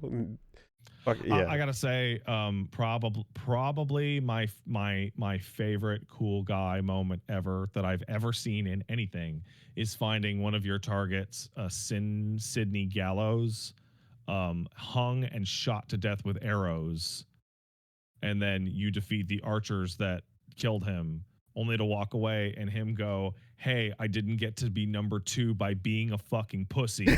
And his corpse, while still being lynched and shot with arrows, fights you, and it's like the toughest boss in the game. God damn. Yeah. It's awesome. Oh man, yeah. It's fucking awesome. Buzzo is just a fucking Legion of Doom member, guy, you know. Well, I mean, obviously, but I don't like Buzzo. Well, Domino's. I don't like him. He's a bad guy. You know, yeah, he's not a good guy. And I would say too as well that the you kind of know what era you're coming from with the Marty finale, right? Yeah. You're like, oh, okay, I see where this is coming from. I know what's up. I know. Absolutely. Where, you know. But anyway, interesting. Well, you know, glad you checked that out, because yeah, it's narratively one of the weird ones worth talking about, and the music is weird, and the writing is weird, and the names are weird. The music is penis music to the max. To the max. Sometimes that fucking fart trumpet is plot fart trumpet. Yeah, sometimes. What else did I do this week? Me and Paige watched the first episode of that Fallout TV show, the second season. How that's doing? They're taking advantage of the New Vegas area quite strongly. You see a lot of places, a lot of people. They're using cut content from New Vegas as new locations to like effortlessly weave it in. Are we cranking up that Rule 34 number as we speak? Am I becoming more and more wrong by the episode? Okay. Not yet. Okay. They are exploring a bunch of... So they do this interesting thing where they introduce us to Mr. House as a character in the second season of Fallout, and he is a significantly different character than the one you encounter in New Vegas, in terms of like his personality. And it's really smart that they can do a lot with him, because there's no reason that anything he has to tell you in New Vegas is the truth. Because the only source for anything Mr. House tells you in New Vegas is him. and you just have to take his word for it. Okay. And that's it. Like, he acts a certain way and he tells you that things happened a certain way, and you just have to take his word for it. So they actually have plenty of room to play around with his character in the second season, and still accommodate what actually occurs in New Vegas. Is this the kind of adaptation where they've got to like bend over backwards to fit what's currently happening into they have that to bend setting? over backwards because New Vegas doesn't have a canonical ending, so they have to like just juke and weave around all the permutations of what could have happened at the end of New Vegas. Okay. And the other thing, it really looks like the second season of Fallout is going to have a fairly huge incest arc, which was not on my bingo card for this TV show. Okay. All right. Like, and you go back and look at the trailers and you look at some of the posters and you're like, oh, this is going to be like a whole season spanning storyline. Mm-hmm. Okay. Not a whole lot of genetic diversity in the vaults, huh? Yes, that is there's a poster on the wall in one of the trailers that's efficiency at its finest, keep it within the family. And it's like, oh boy. Okay. Aside from that, I did a sponsored stream for Skate Story, but it was not by Skate Story or the publisher. It was about their music company. They sponsored me to play Skate Story for an hour and talk about the Skate Story soundtrack being good, which was really easy. Because the Skate Story soundtrack is good. That's a weird premise for a sponsored stream, but also it is the only music company that's ever reached out to me. But if more games with killer ass soundtracks want me to tell you that the soundtrack is good, then yeah, hit me up. This LP is sponsored by the Maniac Agenda. Well, it's literally like, yeah, like Blood Cultures is the band that does almost all the music in Skate Story, and they have all 4 of their albums in the game. So I just listened to all 4 of their albums and went, yeah, it's good. Sick. It's good music. Good for skateboarding. I think the way that I described it is a great soundtrack to get shot at by Judge Dredd. Okay. Right? So you're smoking cyber drugs, and then Judge Dredd rolls up in the squad car, and then you skate away. So is the call to action then to get the soundtrack bundle with the game? No call to action. Okay. Just play it and fucking listen up. Yeah, all right. Yeah, all right. Skate Story is also really good. It's like, that's a non-sponsored opinion. It's also a really fucking good game about eating the moon in hell with your skateboard. What a weird scenario. Is there anything else that I did? I can't even remember. Not really. I don't think so. This weekend, rather, I'm going to go back to beat the backlog. There are 100 new submissions. I have to install all of them on this computer this week. So that'll be fun. I might have to cut it into 2 batches of 50 because I don't think I actually literally can install all of them on this computer. There's 100 games. And that's it. Okay. Aside from the fact that I watched the Indie Game Awards, but I have a feeling that is a news article. It's in there. Yeah. I mean, what I can say, hold on. Do we need our break yet? I could go for a piss. You want to take it? All right, let's take our break. This dog would like some nom-noms. All right, let's take our break. BRB.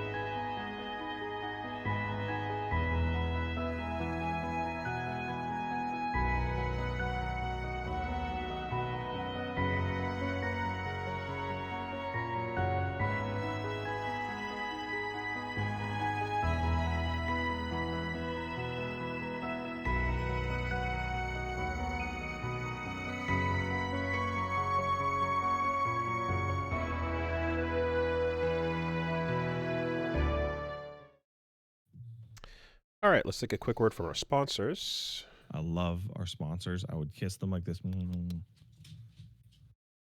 Big smooch. I would. Big smooches. Hey, you know what's cool? I learned that I've been doing a bunch of like holding baby while looking in the mirror, trying to figure out if she can figure out what's going on. Nah. So there's tricks to like help like make it make sense. And one of the ones that I read was like have them like get close and like touch it, and then also like kiss them while they're looking in the mirror. And like things like that all are like, oh, there must what okay, like there's a things like that help build the idea of what you're seeing at looking into it. So that's fun trying that out because I didn't do any of that shit. One day I was just pointing at a mirror and I said, hey buddy, who's that? And he went, it's me. Oh wow, okay. So I was like, okay. Yeah. I mean, done. She's only been here for like a second, but I'm just swinging by going like, can you tell what that is yet? Or is that just another dimension with some other fucking baby, Anyway.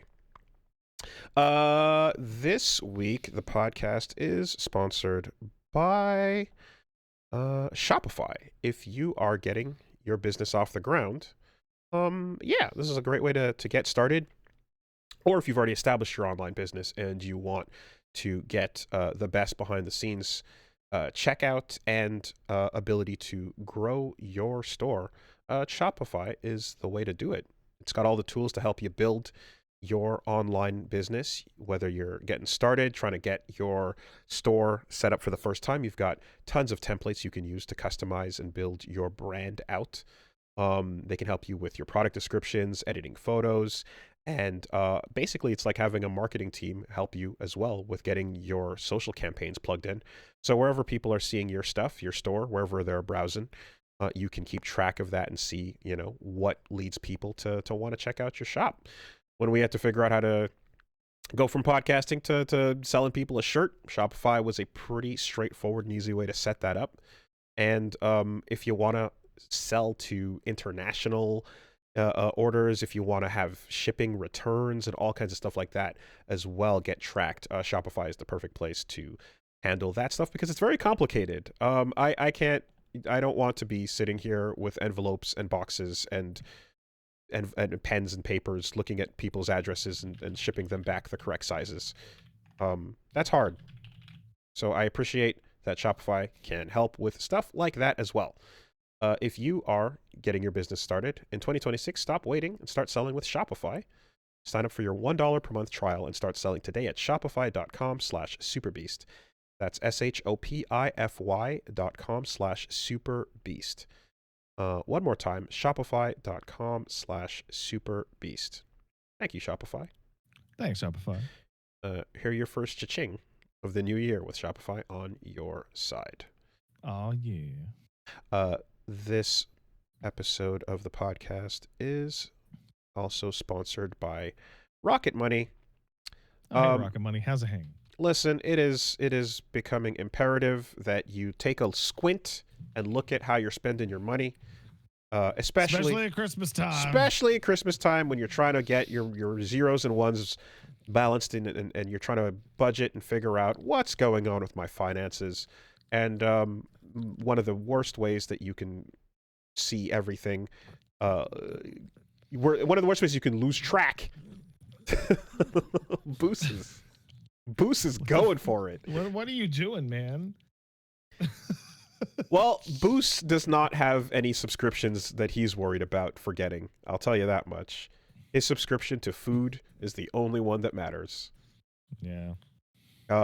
But you might have ordered and subscribed to various services that you're no longer using, that have changed price, that have changed name, that you don't even know how to unsubscribe from. That's the worst one. That's by far the worst one. The name change. It's crazy.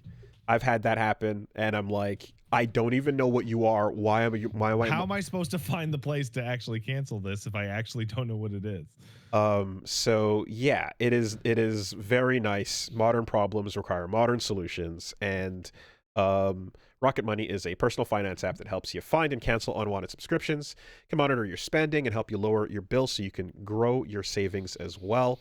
If you have a complicated service that doesn't want you to unsubscribe in a straightforward manner, they can help unsubscribe for you. So instead of having to jump through the hoops, you just let them take care of it. And there's a lot of hoops that they're setting up as we speak to make it more and more complex. Um, yeah, no, seeing a thing going, I don't know what company this is. Oh, that's because you've changed names and prices on me.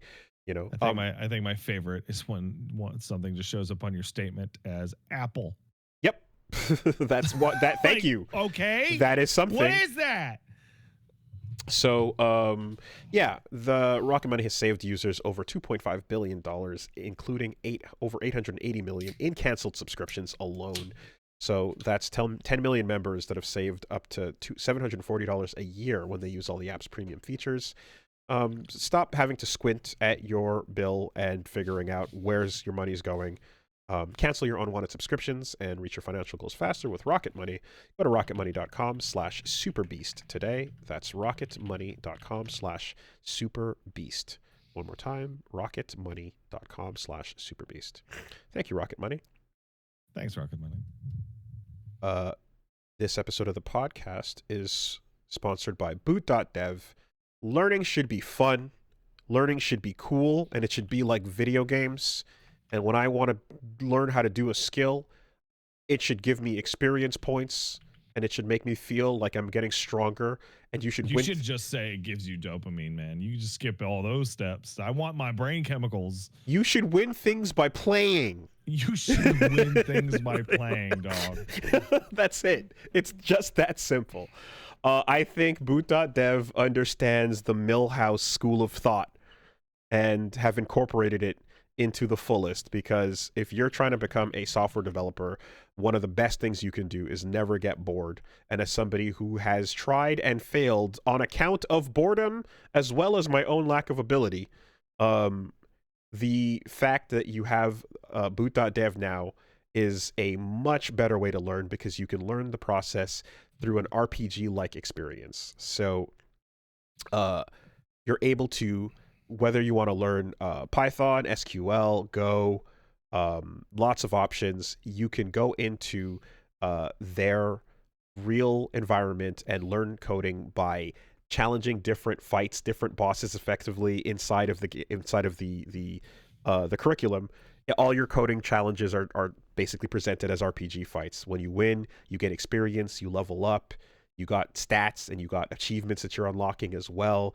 There's even a collective raid boss that you kind of fight with everybody else, that you're doing damage as the phase goes on, and there's a story and a script and a plot going on in the background as well.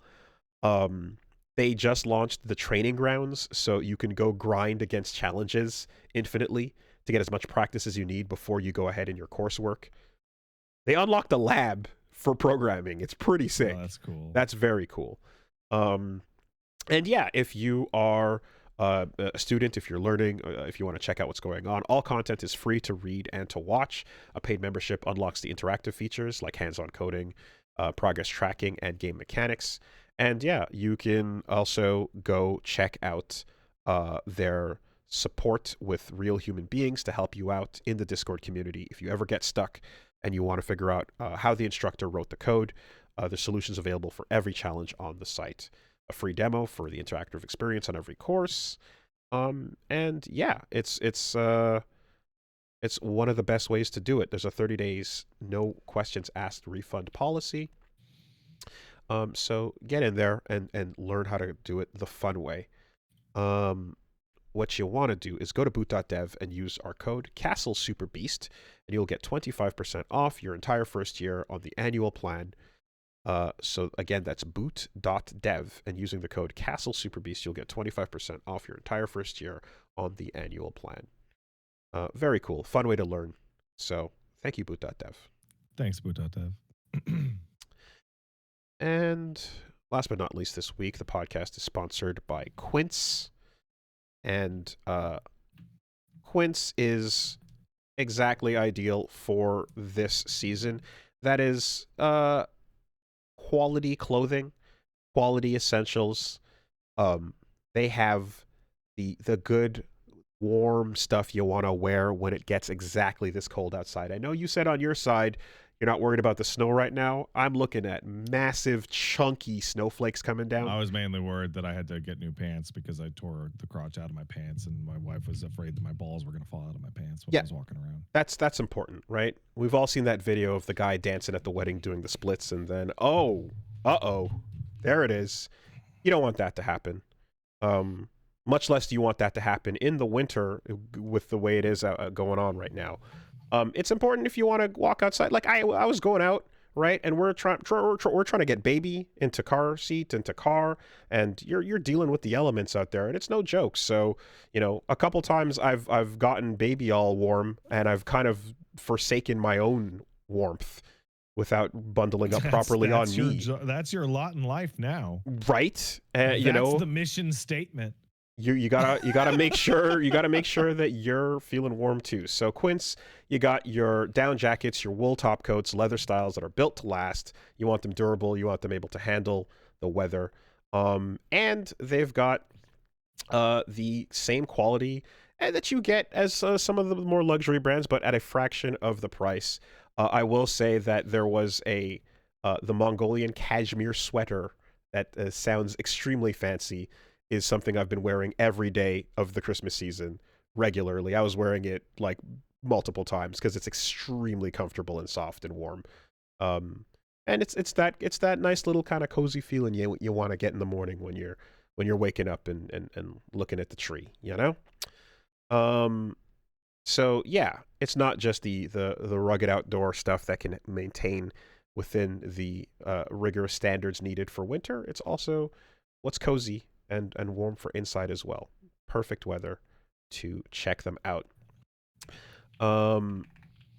So what you want to do is get your wardrobe sorted and your gift list handled with Quince. Don't wait. Go to quince.com/superbeast for free shipping on your order and 365-day returns. Now available in Canada too. That's QUINCE.com/superbeast. And again, that's free shipping and 365-day returns. Quince.com/superbeast. Thank you for the high quality sweaters, Quince. Thank you, Quince. Okay. What's going on this week? So, there's mainly one big news story, really. Well, there's actually a bunch of stories going on, and all right, let's do a circle. Exactly. Let's be efficient with our time here. Let's yap. But like, as far as like, there's a bunch of AI follow-up stories. A ton, like a weirdly enormous amount of them. There's stuff that I find infinitely more interesting going on as well besides all that. But if you want to just lump them all together in the big bunch, what do we got? Okay, so Larian's gonna do an AMA to bad idea to clarify what's going on with the generative bad AI. Idea. Not good. Not a good idea. Sven Vink is gonna be doing that.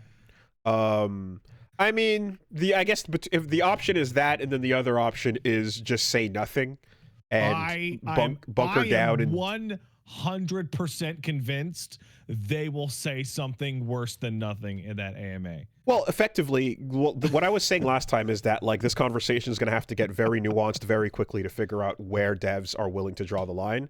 And I don't think anyone you will ask about any of these questions will give you a good answer in any way. I think they're all going to just look like kind of dumb. Well, ultimately, the idea of burning through the, favor that people feel from everything that they delivered with Baldur's Gate 3 is something that is like probably not going to be fixed unless they basically just back down from what they're doing. But no, they're not going to. So here we are, right? They might back down on the next project. In fact, I probably bet they will, but we'll see. I have an internal list in my brain. Over the past week, Larian did its thing, as well as Level 5 came out and was like, we fucking love AI for Professor Layton. I brought them up. I brought up Level 5 before because they showed off the Captain Tsubasa stuff, and then they showed off the Megaton Musashi stuff, and basically we're like, yeah, we're using it for more and more and more. And this time, and like they've went from initially showing some of those things to going, no, we're going 80 to 90% AI. Which doesn't actually, like, that actually doesn't make any sense at all. Like, I think they're glazing I think they're actually glazing themselves. It's basically saying, hey, if you want to come work for us, you got to be comfortable and ready to do this, and also be ready to be a prompter more than anything. All right, so but you can also see, and it's one of those things where you kind of indicate how much of a true believer the given CEOs are, right? So that's what they're doing. Sandfall got their indie award rescinded. Take it away. So that I need to talk about slightly more at length. So I watched the Indie Game Awards, and the Indie Game Awards was very, very anti-AI. And then they had Expedition 33 up for Game of the Year, and then won Game of the Year. And then they had a speech afterwards thanking the winner of the Game of the Year for not using generative AI and for championing human-made content. So, which my mouth dropped because I'm like, there was a whole scandal about that. How come you guys didn't know about that? The host of the Indie Game Awards did that? Yes, the host of the Indie Game Awards. Oh, I didn't see that. And I'm just like, what the fuck? Well, that's a bad one too. And then like a day or two later, they're like, okay, so here's what happened. They did the clarifier. We asked Sandfall, does your game have any AI in it? And they said no, because right now it doesn't. But it did. So they say that Sandfall lied, and Sandfall's like, no, we told them the answer that was true at the time. And then they got disqualified. And then the follow-up question is, hey, indie games people who ran this thing, would you have brains? Do you not read about video games that are included in your awards?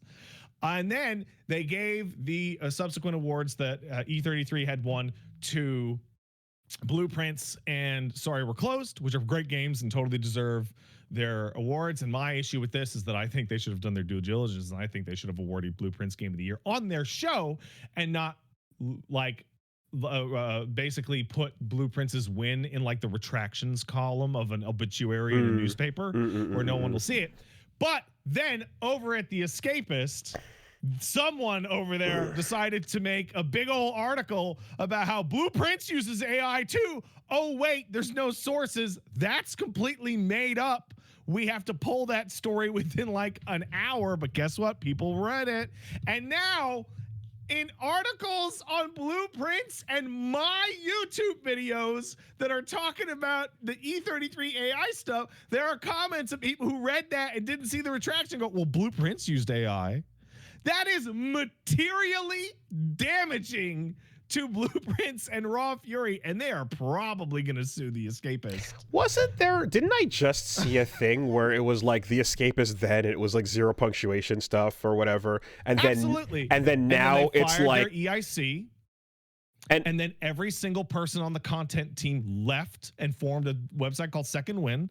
And now what The Escapist does, it takes videos of XQC and other big streamers' streams where they play gambling mini games, and they supercut them into slot machine reels. I saw a lineup of like 5 articles that were all like how to get max win gamble wins, and then pros tips for fruit fucker.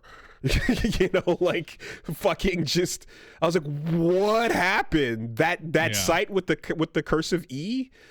Not that I ever went there outside of, you know, for years. We got a follow up from Sandfall about the E33 AI stuff, in which they said that in 2022, a couple of our guys messed around with it and then decided not to go forward, and they should have been taken out, which is interesting because I still think that game should have been disqualified on like numerical basis and the rules. However, but back in 2022 was when everyone was laughing about the Dame face cam morphs, and people were playing that AI fucking story generator because there was no environmental labor catastrophe occurring. So it's complicated. I don't know. Yep. I mean, there was certainly a time where shit was just like, oh, it's a meme generator, right? Yeah, it's a meme machine. I remember that. I think for what Sandfall's bit is on it, it's like the accidental texture thing was like, it was not intended to be front facing, but it ended up being so. Whether or not you want to talk about it on the usage of it being used not front facing, or whether it's on a technicality, there was one used and so that does discount it, and then they can rescind about that till we fucking die. Yada. Exactly, right. So in addition, we got level 5, we got Sega Capcom, Square Enix, Warhorse, who make Kingdom Come Deliverance, their CEO was like, "Oh yeah, I fucking love AI. Got to use it on the next one." It came out that Falcom used it a bunch on Trails in the Sky remake, which everyone I know has been playing.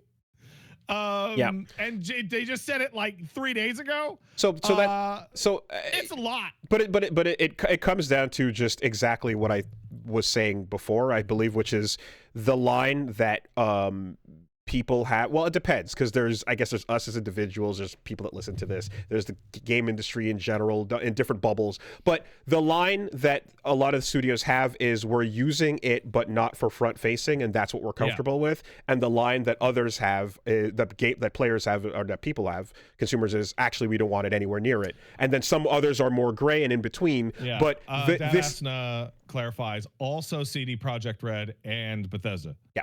So this line is different for what people thought versus where these studios actually are at. That's what's happening. I think Chris Wolfhart on that internet pretty much summed it up well.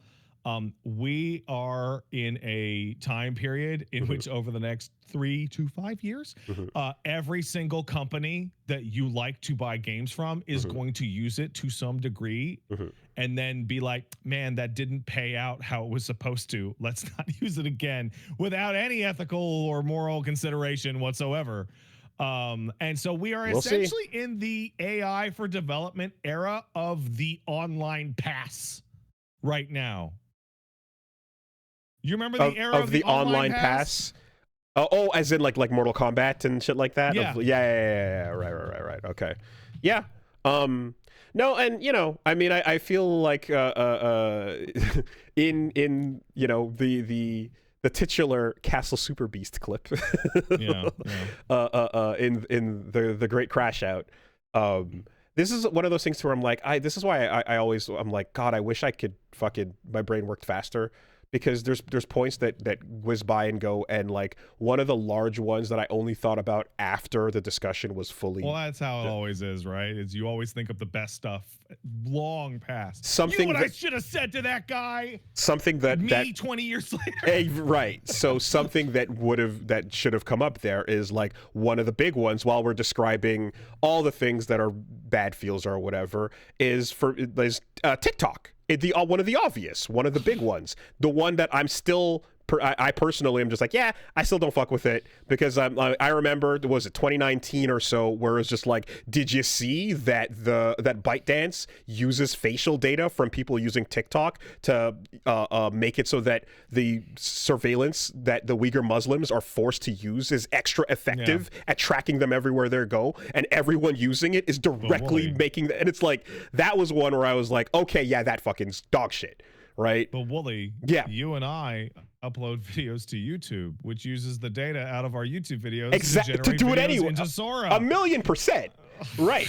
But so I'm just like, that was one thing I'm like, I wish I could like crowbar that back into the clip, you're right. That's the phase we're in, and then we're going to see these other companies coming up to speak about where they are. I went into a little circle over the past week of like, oh man, and I went into the place of like, oh, I can't escape nothing. And then I went into the place of like, I had a moment of like, I should stop eating meat. Like that's where my that's where the fucking spiral went. Pat, I already answered this.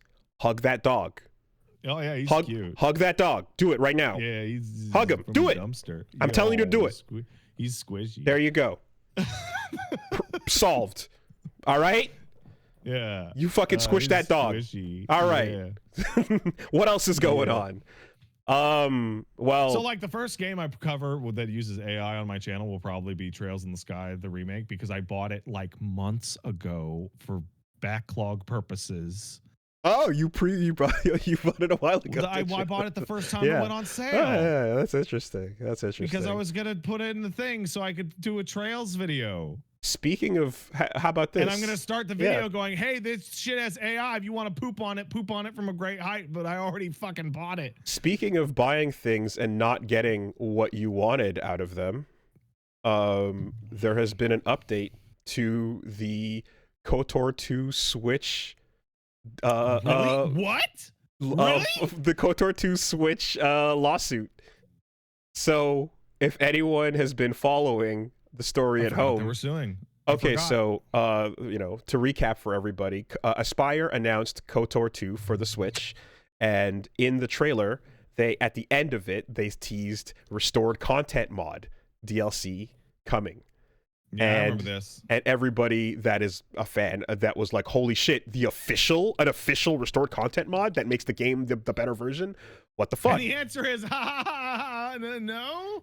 And so so people went out and bought it immediately, going, yeah, fucking let's go.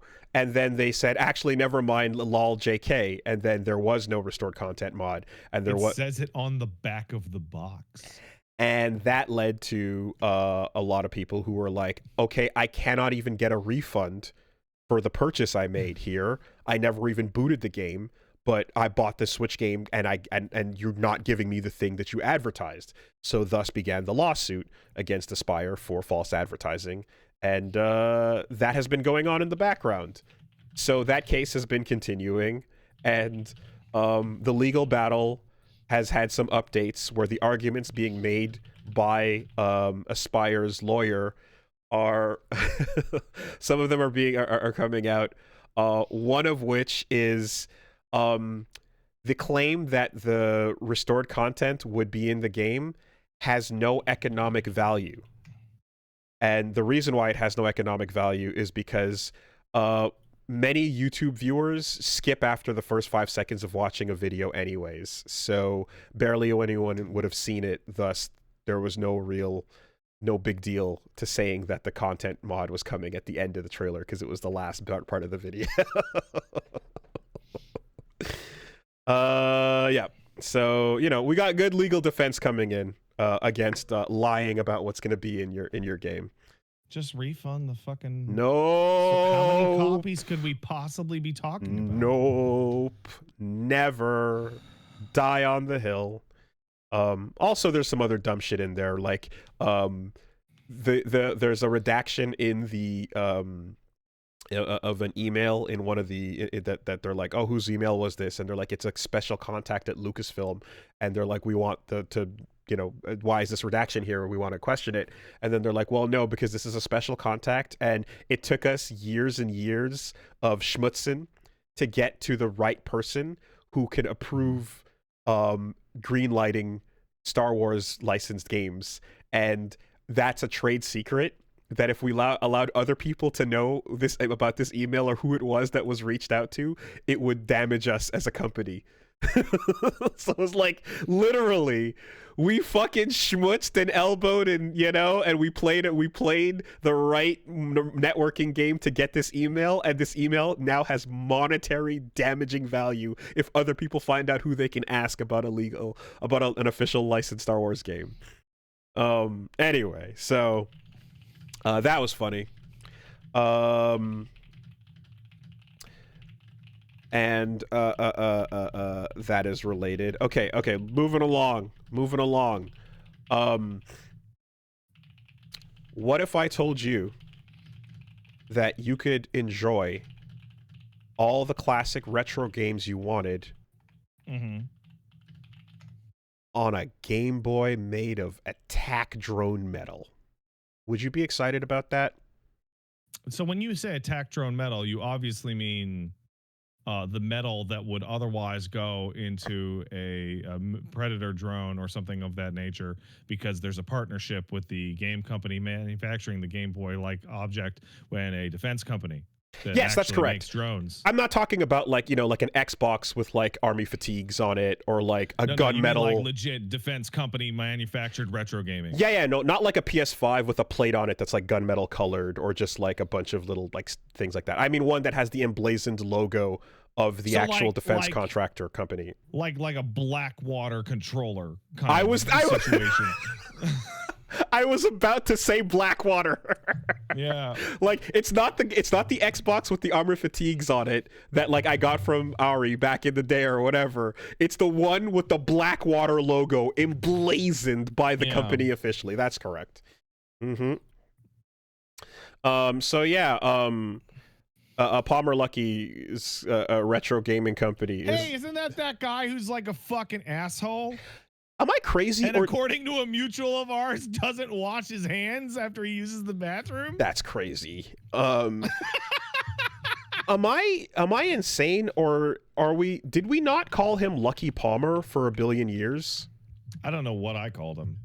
I feel like I know what I could call him right now, but we should. I feel like for years, maybe it was just a Liam thing, but the name Lucky Palmer is in my brain, and now I'm reading Palmer Lucky, and I'm like, is that backwards? Are they doing like a surname first kind of thing? Palmer Lucky in Japan. Yeah, well, that's what I'm trying to figure out. Because I just remember for years on Friendcast, it was Lucky Palmer. Anyways. I don't know. Yeah, you got some fucking attack drone metal being used on a fucking, like, it's just like, that is so grim. It's flagrantly That's disgusting. so grim. Evil. That is insanely grim with the fucking, with the, yeah. All right. You got that going on. Get this Tom Clancy statue of a Marine made out of the ruins of a hotel in Kosovo. Like, stop it. We got the brick dust. We got the brick dust from Kosovo shipped right over. You can smell it. You can smell the sadness. Get it now. All right. I don't know why, but somebody Last Hazard typing in WOW wow tilde exclamation point is like, I don't know why that's like the funniest way you can write wow. Wow. Yeah. Other crazy shit going on. For anyone that's interested, there is a project called Daytona USA VR, which is a full recreation of Daytona USA in VR chat by Zone Archive. I would never, and I really mean never, want to exist in a VR headset version of Daytona USA. That's a barf simulator. It would make you so sick. But here's the thing. I played the Jet Set Radio Festival, which was a Jet Set Radio VR chat world, and it worked because of the third person. The fact that you could look at yourself in third person makes all the difference. Playing Daytona first person is an absolute barf simulator, but seeing the car, Zone's on it. Zone's on the case. Right. I can't believe this is what Zone has been up to for all this time. That's kind of nuts. I feel like Daytona USA is a really, and I mean really, incredible encapsulation of like a certain era of video games. Oh, yeah. Not just because of its like vibe or its sound or even the way it looks, but like, man, I used to spend so much money playing this game that had 3 racetracks and 2 cars. Yeah, but the song, though. But the song. And one of those racetracks was a oval. You just want to hear the song forever. Daytona. Yeah. All right, we got that. Remember that? Remember Horizon at Home? Remember? I do remember Horizon at Home. Tencent presents Horizon at Home. Tencent presents Reshiram Horizon. Light of Moratam. Moratam, man. They have reached a confidential agreement. The game is no longer listed anywhere. So now you gotta wonder: is this the grift? Is this the hustle? Hey, can you just run a game that looks so blatant that you gotta sign a deal behind the scenes to just be like, I'ma pay you a couple $100,000 to fuck off. Right? How about you not? Here's $1 million. Fuck off with this game, Tencent. They definitely lost a bunch of money developing that game for sure to have to pull it. I can't believe Sony just they got a deal going. Well, I guess you got to make way for Horizon Steel Dawn, the upcoming Horizon game coming to not the PlayStation. Right. I think too as well. They kind of just pointed at Pal World and went, Do you really want this to be us, Nintendo and fucking Pal World right now? No, here's what happened. I don't know if you remember this, but this was Tencent was like, "Hey Sony, we want to do a Horizon game. Can we do a Horizon game?" And Sony said, "Fuck off." Then they started making this game anyway. They did. And then Sony found out and was like, "Hey, what the fuck?" And then went, "Do you guys want? Can we buy the Horizon license off you?" And they went, "No. Why would we say yes now? No, you may not." And then they sued them. No fucks given. Super bummer news, but Vince Zampella, co-creator of Call of Duty and Respawn Entertainment, died in a car crash.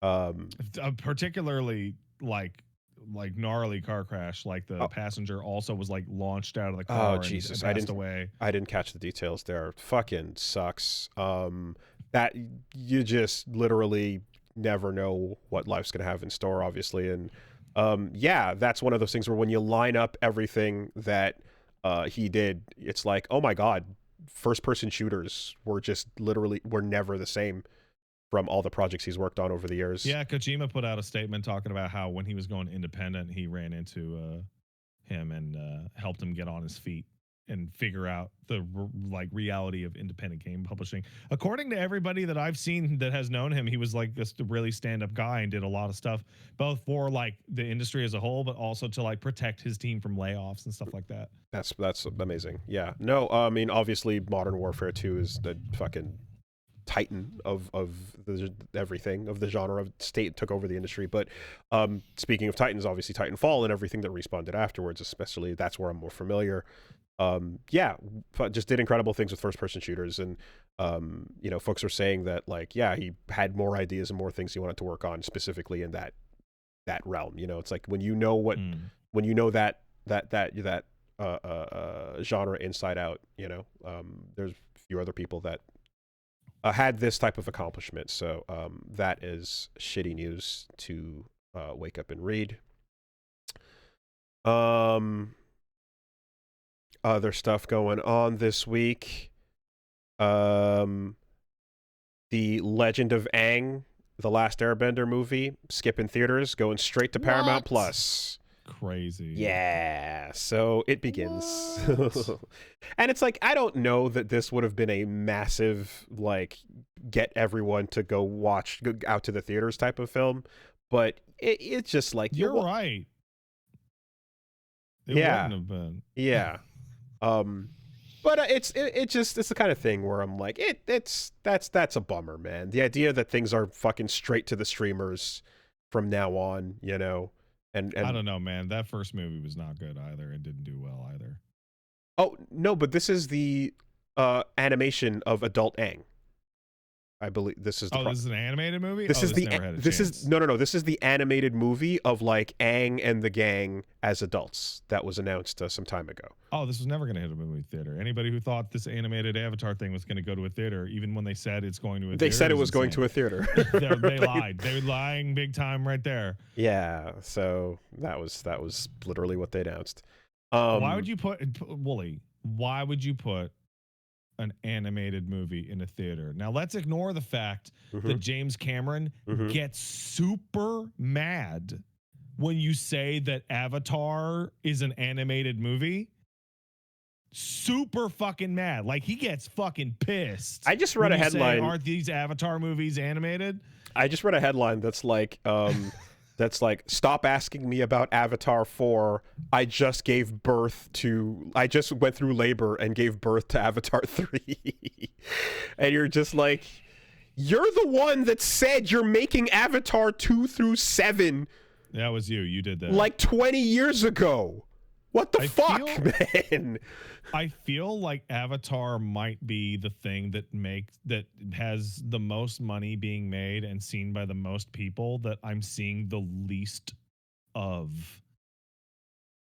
I'm, like, yeah. Like, I know what you mean. Like, the normal person's culture is like just not reaching me at all on Avatar. So the way the world felt back then with Avatar 1, it felt like the clout could allow him to coast for the rest of our lives on projects like this and let them be just the biggest loss leaders of all time. And we're finding out, I feel, that that is not in fact the case. And also a lot of legendary directors and people who were putting out shit that we always thought was amazing are starting to fucking flub it and fuck it up, as discussed with the Goop the other day. And Ridley, I can't stop gooping Scott. Fuck, that's the shittiest nickname ever. Yeah, well, that's what they call him. That's what they're calling him these days, you know. That's just. I mean, did you see? I mean, the alternative could be. Did you? I don't know if you saw the trailer for the Odyssey. I did. It looks not good. Like, the idea of making an Odyssey film is obviously pretty straightforward and cool. That could be a thing, but it's kind of an old good story. But Chris Graybois Nolan, who is like ostensibly a good director and has made some fucking amazing shit, let me ask you, doing future tech armor and like black and super dark gray tones, and you're kind of like, why not just if you take the actual historical shit and use it, you could do some cool stuff with that too, man. It doesn't have to be fucking Magneto helmet. Chris Nolan feels like one of two things: either somebody who desperately misses 7th gen video games really bad, or somebody whose parents were killed by a color wheel. Like, I don't know what his problem is, like, with anything outside of like 6 shades of earth tones. Chris Nolan used lighting on a movie challenge, difficulty impossible. I just want it, like, him beating down a DP, just beating down a director of photography on his set for daring to turn a light on. Anyway, yeah, there's a trailer for that. Did you see though the trailer for fucking Steel Ball Run? I did. Yeah. Yay! And it looks like we're gonna get sequential weekly releases. I didn't see that confirmation. Well, it said first part on such and such a day. Yeah, I think it's an extended episode 1 that's 45 minutes long. I don't know that we have confirmation of it not being binge drops. Oh, come on. I legitimately still have not watched all of part 6. Okay. Specifically because of the way they released it. Because they released it in too much to watch in one day. Yeah. And then I said, I'll get back to it. But then it was also too much to watch in. It sucks. Then the second part. It sucks. Like, so much amazing detail and cool shit going on with, like, Heavens Falling Down, like the second OP to part 6, which is a great part, but it's all binge dropped, and you took away JoJo Fridays from us. Just give us back JoJo Fridays, Netflix. That's it. That's all. Come on. The world will heal. Really The world will heal if you again. Give us back JoJo Fridays. We can have it again. I was finishing work in QA, and I would go to get to the beer fridge. They'd open it up, and then I'd fucking sit down and watch, press play, and then holy shit, this end of the world week is the one where the time stop happens and 9 seconds of slow walking. Like, what's the likelihood with that Dio I'm gonna turning watch the intro end of every the single world? episode It's in a so fucking good. TV show that 12 episodes come out in one batch? Like, 0. like seriously, like. I think it's just they're trained on the model of, like, hey, we binge drop Making a Murderer and everyone went crazy. We binge drop Tiger King and everyone goes crazy. We binge 2012. Binge is how 13 years ago. Holy shit. Binge is how our model works, and they experimented with, like, live stuff, like live talk show things and whatever. And it's like, it's weird, not quite. People don't want to do appointment that much, but, like, the anime drops have just been a different world, man. Weekly, yeah, I mean, Fallout's not doing the batch shit, so every single week we get like a Fallout episode, and we get to jibber jabber about it, and then we can add things to the report and revise our projections. It's important to take the time to digest, I want everyone collectively marking out over the stuff that's going to happen in this part. I want that to have the time for people to chew on it for a week. I have at least 2 or 3 days to go, man, how the fuck are they going to get out of this one, man? Yeah, absolutely. I want them to get introduced to some of these characters and go, what the fuck? Like, back when I was a child, long ago in the 80s, I would watch the Batman TV show from the 60s with Adam West and Burt Ward, and then there would be an episode in which Robin got eaten by a giant clam that the Joker set in a room for him, and then Robin's eaten by a giant clam. You can see his feet sticking out. Oh no, Robin's cooked. And then I'd have to watch 5 minutes of commercials. And during that 5 minutes of commercials, I'd be like, oh my God, what could possibly happen? And then they come back and Batman would just give the clam some fucking AIDS or something and he'd spit Robin right out. And then it would be completely fine. And with Jojo, every single fucking episode of that show for like 10 seasons is a cliffhanger. I want everyone. I'll just watch it. I'll just watch it right now. I want everyone who's listening to my voice right now to go, is that a fucking dinosaur? And to not get the answer to that question until 7 days later. I want you to hang on to that question for a week. Yes, it is. Maybe. It's complicated. What the fuck is that?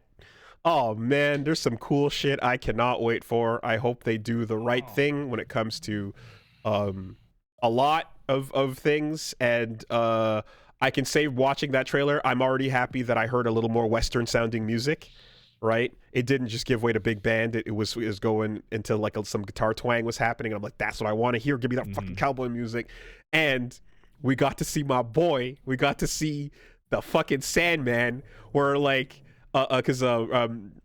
Reggie's like, is that dude running with just his 2 feet? And I'm like, because he needs white money. I'm gonna use these 2 feet to win the race. All I need is the white man's money. I need the white man's money. Let's go, Sandman. Oh, I swear to God, I'm such a fucking easy mark. You show me the gunfight. Is that guy holding a sword? I'm on that guy. You show me the sword fight. Is that guy just got his fists? I'm on that guy. I'm always on that guy. And a lineup of horses. Out the keys that say Wooly on them. Get ready to jangle them in front of him. Oh, here he goes. You show me the lineup of horses, and this guy's like, "Yo, fuck a horse. I'm gonna run with my feet." I'm like, Willie, you have an innate, like almost. It feels like genetic imperative to root for the guy who says, fuck you, I don't need that. Gearless Joe. Whatever that Gearless is. Joe. I don't need a car. I don't need a horse. I don't need a gun. I don't need a sword. I don't even need my fists. I'll just kick. Whatever the fuck it is. I believe the moment it started, the moment it happened for the first time in my life was I was watching Escaflowne. And in the first episode, you see a bunch of Guy Malefs that are all these mechs going to fight the enemy mechs. And then the commander, Vargas just has no mech. He just pulls out a giant longsword and fucking fights the mechs. I'm going to fight you with my sword. Fuck you. And he's doing it. I'm like, oh my God, that's the coolest thing my child brain has ever seen. Like, that was it. That was the moment I want the guy that's doing the other thing, though.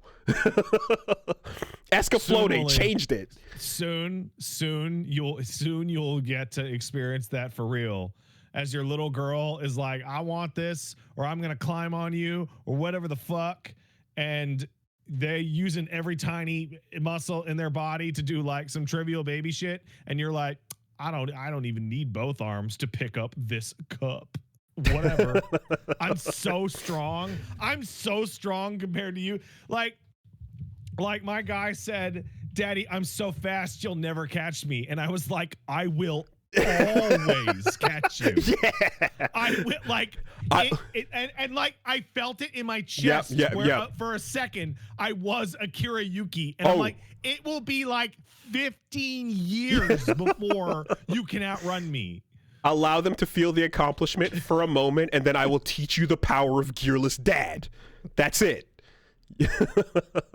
Yeah, so anyways, I thought that shit was dope as hell. I love it. Steel Ball Run is gonna be fucking great. And whatchamacallit, David Production is at the peak of their abilities too, man. Like they're crushing it. Those horses are a mixture of CG and 2D. So looks like they figured it out. Okay, this is a wild story that is very quiet, and I don't think a lot of people have heard about it. But what do you got? Apparently, a couple of years back, there was in 2021, there was an animated FF9 series that got announced. I remember that. and a French studio has apparently had the rights to FF9 and was working on an animated series, but we haven't heard anything about it. There's an update to that today, where Final Fantasy IX animated series is it's being worked on by a new French studio, and there's details on what they're going for and what it's about. So it's being worked on at a new studio in France. They're looking for a 2028 release date, and it's not an animated FF9 series. It's an animated FF9 sequel. There was an extract they got from a French magazine that covers the business side of film and TV, and there's a summary on this new show. It's aimed at a younger audience. It's aiming for 2028. It's going to be about 11 episodes, and the summary apparently is, where is it? Right here. Mel, Colm, Lucilola, Thea, Fala, and Doc are children of the hero Vivi, and they're the last black mages on the 4 continents. Today they live happily in the city of Alexandria, guarded by its rather friendly, though sometimes very curious inhabitants. Unfortunately, this peaceful existence was not to last. One day, Colm discovers Mel, frozen like a statue, in the inn where he works. Could this be the tragic legacy of their father catching up to them? I will have a thought on this when I am watching it. We'll find out. We'll find out. There are so many projects that you see and part of your body just goes, I don't think that's going to come out. Yeah. So I'm just like, I'm it's also surprising that like they would go with like, I guess like a French studio as opposed to like an anime studio from Japan, you know, but. Well, anime, it means le français. Oh, la BD. Oh. Bro, you did a great Werner Herzog impression last week. Well, thank you. Like genuinely fantastic. You still thinking about that? Yeah. Well, no, hold on. And as a result, somebody sent me a clip of Werner Herzog talking about speaking French. Oh. He's like, I know how to speak French, but I will never do it. And in fact, you should never do it either. The only time I would ever speak French is if I'm at gunpoint, which totally happened once in Africa, where a bunch of soldiers were screaming at me in French and they were going to shoot me. So I had to speak French to them, and I regret it. I regret speaking French. It's an absolutely incredible story. What a fucking beast. Oh, wow. Holy shit. Where's the lie?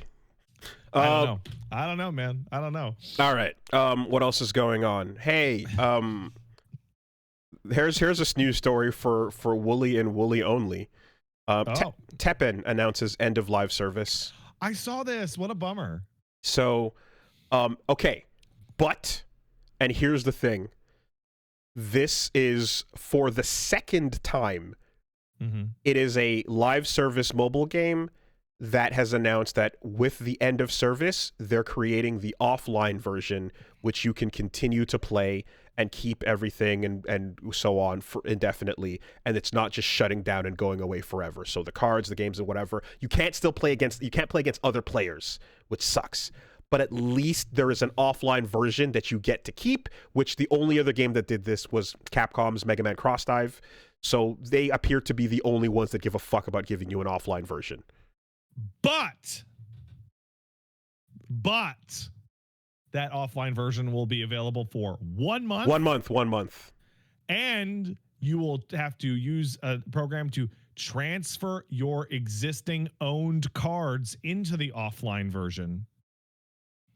Which means preparations for data transfer. Yeah, there's a PC and or the phone version, and there's a data transfer. If you download the offline version but you never played Teppen, you will be using your starter decks forever. So you can do the data transfer from Christmas of this year until March 31st of next year. And then as of April next year, March to April is when the offline update is going to occur. So basically, from now until March, you do all your data transfer to get it to where you want to be, and then from March to April, you update the final time, and then it turns it into the offline version. Yeah. So the very important note here: this is not, hey, there's an offline version of Teppen that everyone can play as like a real video game. This is so that the Teppen super freaks that have tons of cards can continue to play with their Teppen cards. And I appreciate the effort. I don't know that like I'm imagining most things just say fuck it, fuck you, I don't give a shit, we're done. I imagine they exactly, and like you delist it off the shop and you just can't get it anymore. Fuck you, thanks for the money, bye. Crossdive did come out and sell the offline version as a separate thing, you know, after.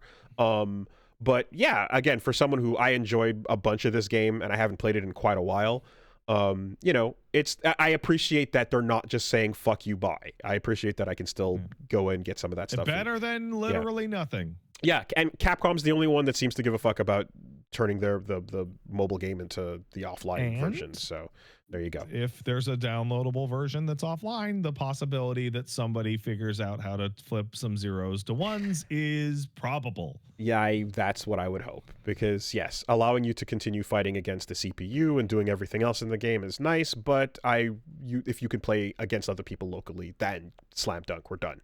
You know? Yeah. So that's cool. All right, and let's just get the last couple bits out there. There was the a 92-year-old woman in Japan won a Tekken 8 esports tournament, becoming one of the oldest esports winners ever. Hell yeah. Hisako Sakai won the E-Club, the event setup. So there's a seniors Tekken tournament that took place. Yeah, 65 plus and over, but 65 to 100 is a pretty fucking wide range. So at 92, shout outs to her, Hisako Sakai. But then I saw that she's a Claudio main, and I said, yo, fuck this battle axe. Get her out of here. What do you get? Hey, you can't, wheel her out of here. Can't stand them Claudio. This shit forever, Willie. Fucking Claudio players. Let it go at some point in the nursing home. Fuck Claudio players. Get out. Never mind. Willie, I have this vision of you in a nursing home, like on your oxygen, like having to be held back from somebody who says tick throws are cheap in the ward. Just this shit will never end. Like Hector Salamanca, just fucking shaking. Oh man, good stuff. I don't know much. I've been slowly catching up with Hunter x Hunter, I guess, but there's a trailer for a character named Finks, and in the Finks trailer, just tell me one thing. As someone who knows what happens in Hunter x Hunter, this Finks character, all he appears to do is do an arm crank and then like 8 moves, but he just does this. He just does an arm crank. Does he do anything besides crank his arm at all? I literally don't even remember who this guy is. I had to look him up. That's how tracksuit guy character he is. It's crazy. From the Phantom Troop. Like, I feel like back when I played those Great Ninja Clash games for Naruto, and they had to take a character who showed up like Mizuki, the fucking teacher from the first episode that's like evil, and they had to give him a full move list, and you're like, he didn't do enough to gain a move list. I'm gonna be so real for you, man. As much as we dogged on 2XKO's roster, Net Impact has like the worst roster for like an anime fighter I have ever seen. It like, not only is it super tiny, there's a bunch of straight dog shit picks. Like bad picks. I could not make out any moves besides the one arm animation crank. And maybe it's just because they're running out of budget on it. I don't know. But it's a fucking Mugen-esque weird trailer for a character that, unless this is all canon and he does this and it means something based on his official appearance or whatever, shit's weird. Yeah, that's about it. That'll do. Hey, you got any emails in there? Yeah, let's take some letters. If you want to send in a letter, type it in your electronic mail client of choice and send it to castlesuperbeastmail@gmail.com. That's castlesuperbeastmail@gmail.com. All right, Zeke asks, happy holidays. What's the hardest you've ever been absolutely rinsed and dog-walked in a competitive game? For me, it was the first time fighting add-on in SF4 when I was just starting out, and my first match in Elite Smash against an Ultimate against Forest, one of the best Game & Watches in the world.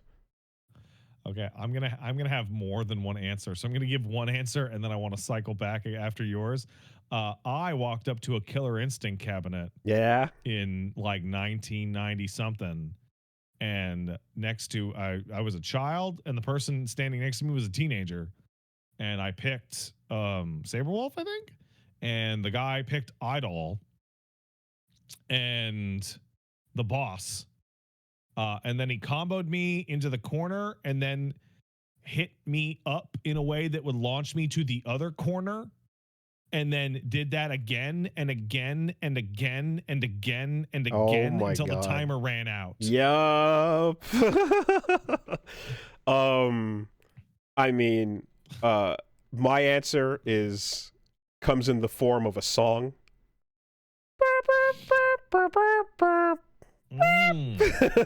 That was pretty rinsed. The big band into the That's All Folks was quite rinsed.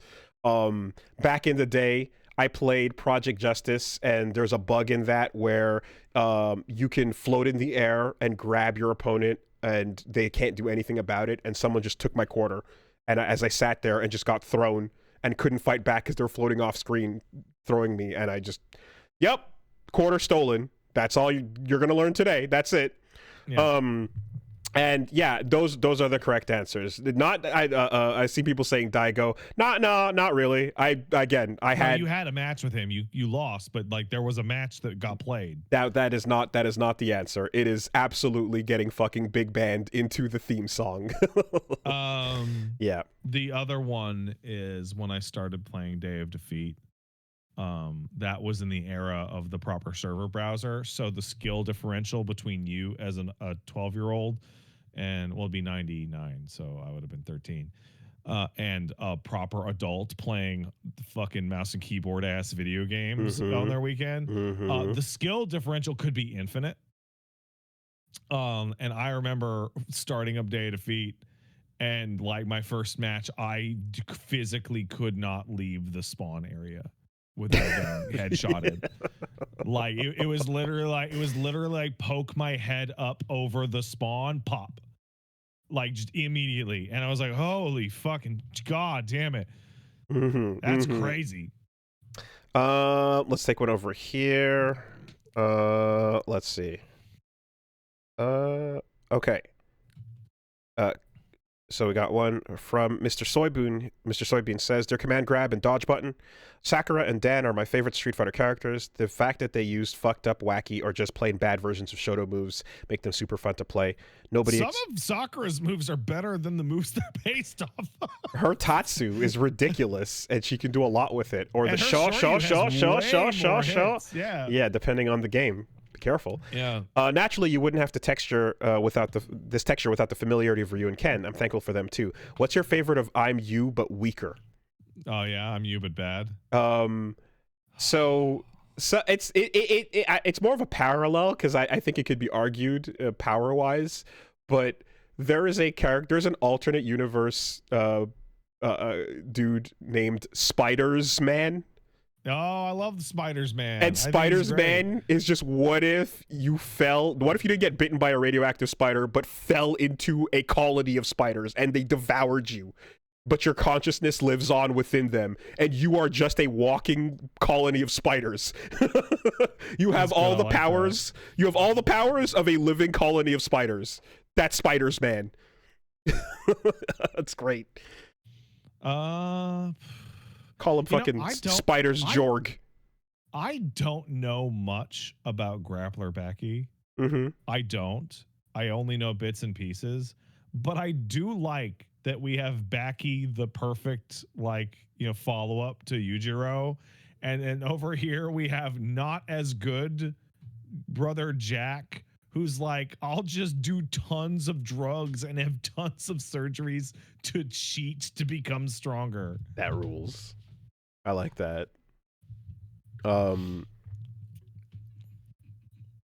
There you go. And let's see here. You remember fucking Spider's Jorg?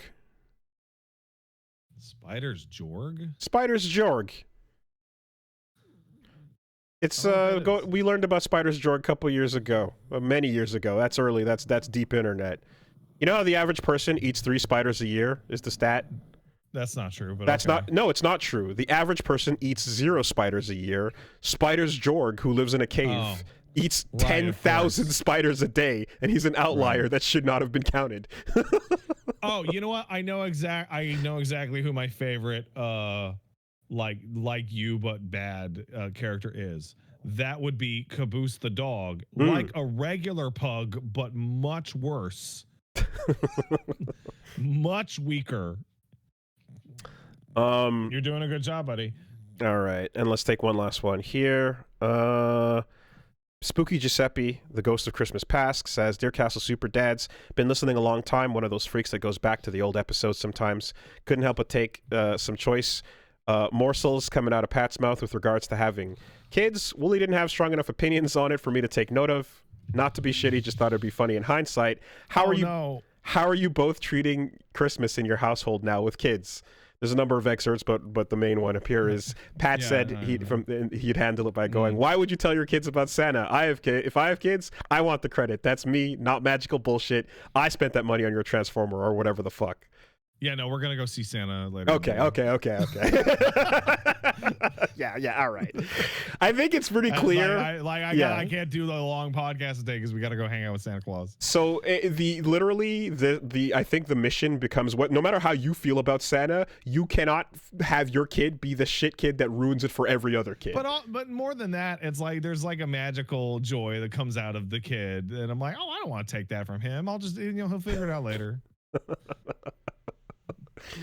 We gotta wrap the presents. We still haven't fucking wrapped the presents. That's gonna be fun. The irony of like literally having to end the podcast right now because this exact question's answer we gotta go see Santa Claus has completely 180'd is all the character development you need. Dude, my boy is crazy obsessed with Christmas music.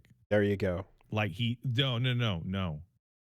Like this house is going to be playing Christmas music until like probably like April. March. Like I'll be like, yeah. There we go. So have a happy back down, and to all a good night. Oh my God! I just realized at some point we're gonna have to put the Christmas tree away, and he's going to fucking go nuts. Oh no! Oh, he's gonna lose it. Are you a late tree holder? In my family, we take it down by the end of January. Okay, let it linger. Yeah. I guess this is the first year he's appreciating it, huh? Yeah. Well, last year he was like a goo goo gaga baby, right? Yeah. This year he's like, yay, Santa gonna bring me presents, right? Like literally out of his mouth. April, bro. If I'm lucky. All right. It's funny because Paige is like going nuts because of all the Christmas music. And she's like, oh my God, it never ends. I'm like, oh yeah, well, I used to work in the store retail where I do like a 10-hour shift of fucking the same 6 French Christmas songs. So this shit's cake by comparison. Just get the fucking Mariah. I don't even hear it. I don't even hear it anymore. I have a switch in my brain that just goes to ambient music. I actually feel sad and empathetic extra hard for everyone working retail during the season because I went to a fucking pharmacy and heard all I want for, and it was like, yeah, I feel sadness for them. Like, yeah, if you can develop the immunity, then great. Put her back in the glass. Put her in the ice. And she leans into it because she's getting fucking paid every time, you know. All right. I think somebody asked, like, how much do you make? And she said, whatever you think I make off that song every year, add a 0. Yeah. I was like, fucking Jesus. Yeah, no. Like, stop whatever you're doing and just make basic celebration of holiday albums that get played forever. or make a Christmas movie that gets played forever. How many you want to know? I can't even begin to imagine like Will Ferrell's money before Elf and after. Like just it must be a pie that's like everything he's ever done in his entire career is a fraction. Lots of people are like that. Like you think about like the life that anybody who worked on like a good episode of Star Trek and before and after they got their royalties, right? Like fucking Patrick Stewart was like a broke ass Shakespearean actor, and then he did a couple seasons of Star Trek, and now he can do whatever the fuck that guy wants. Yeah. All right, everybody. Merry Christmas. Happy holidays, everybody. Have a good one. Be safe out there. Take care. Harambe.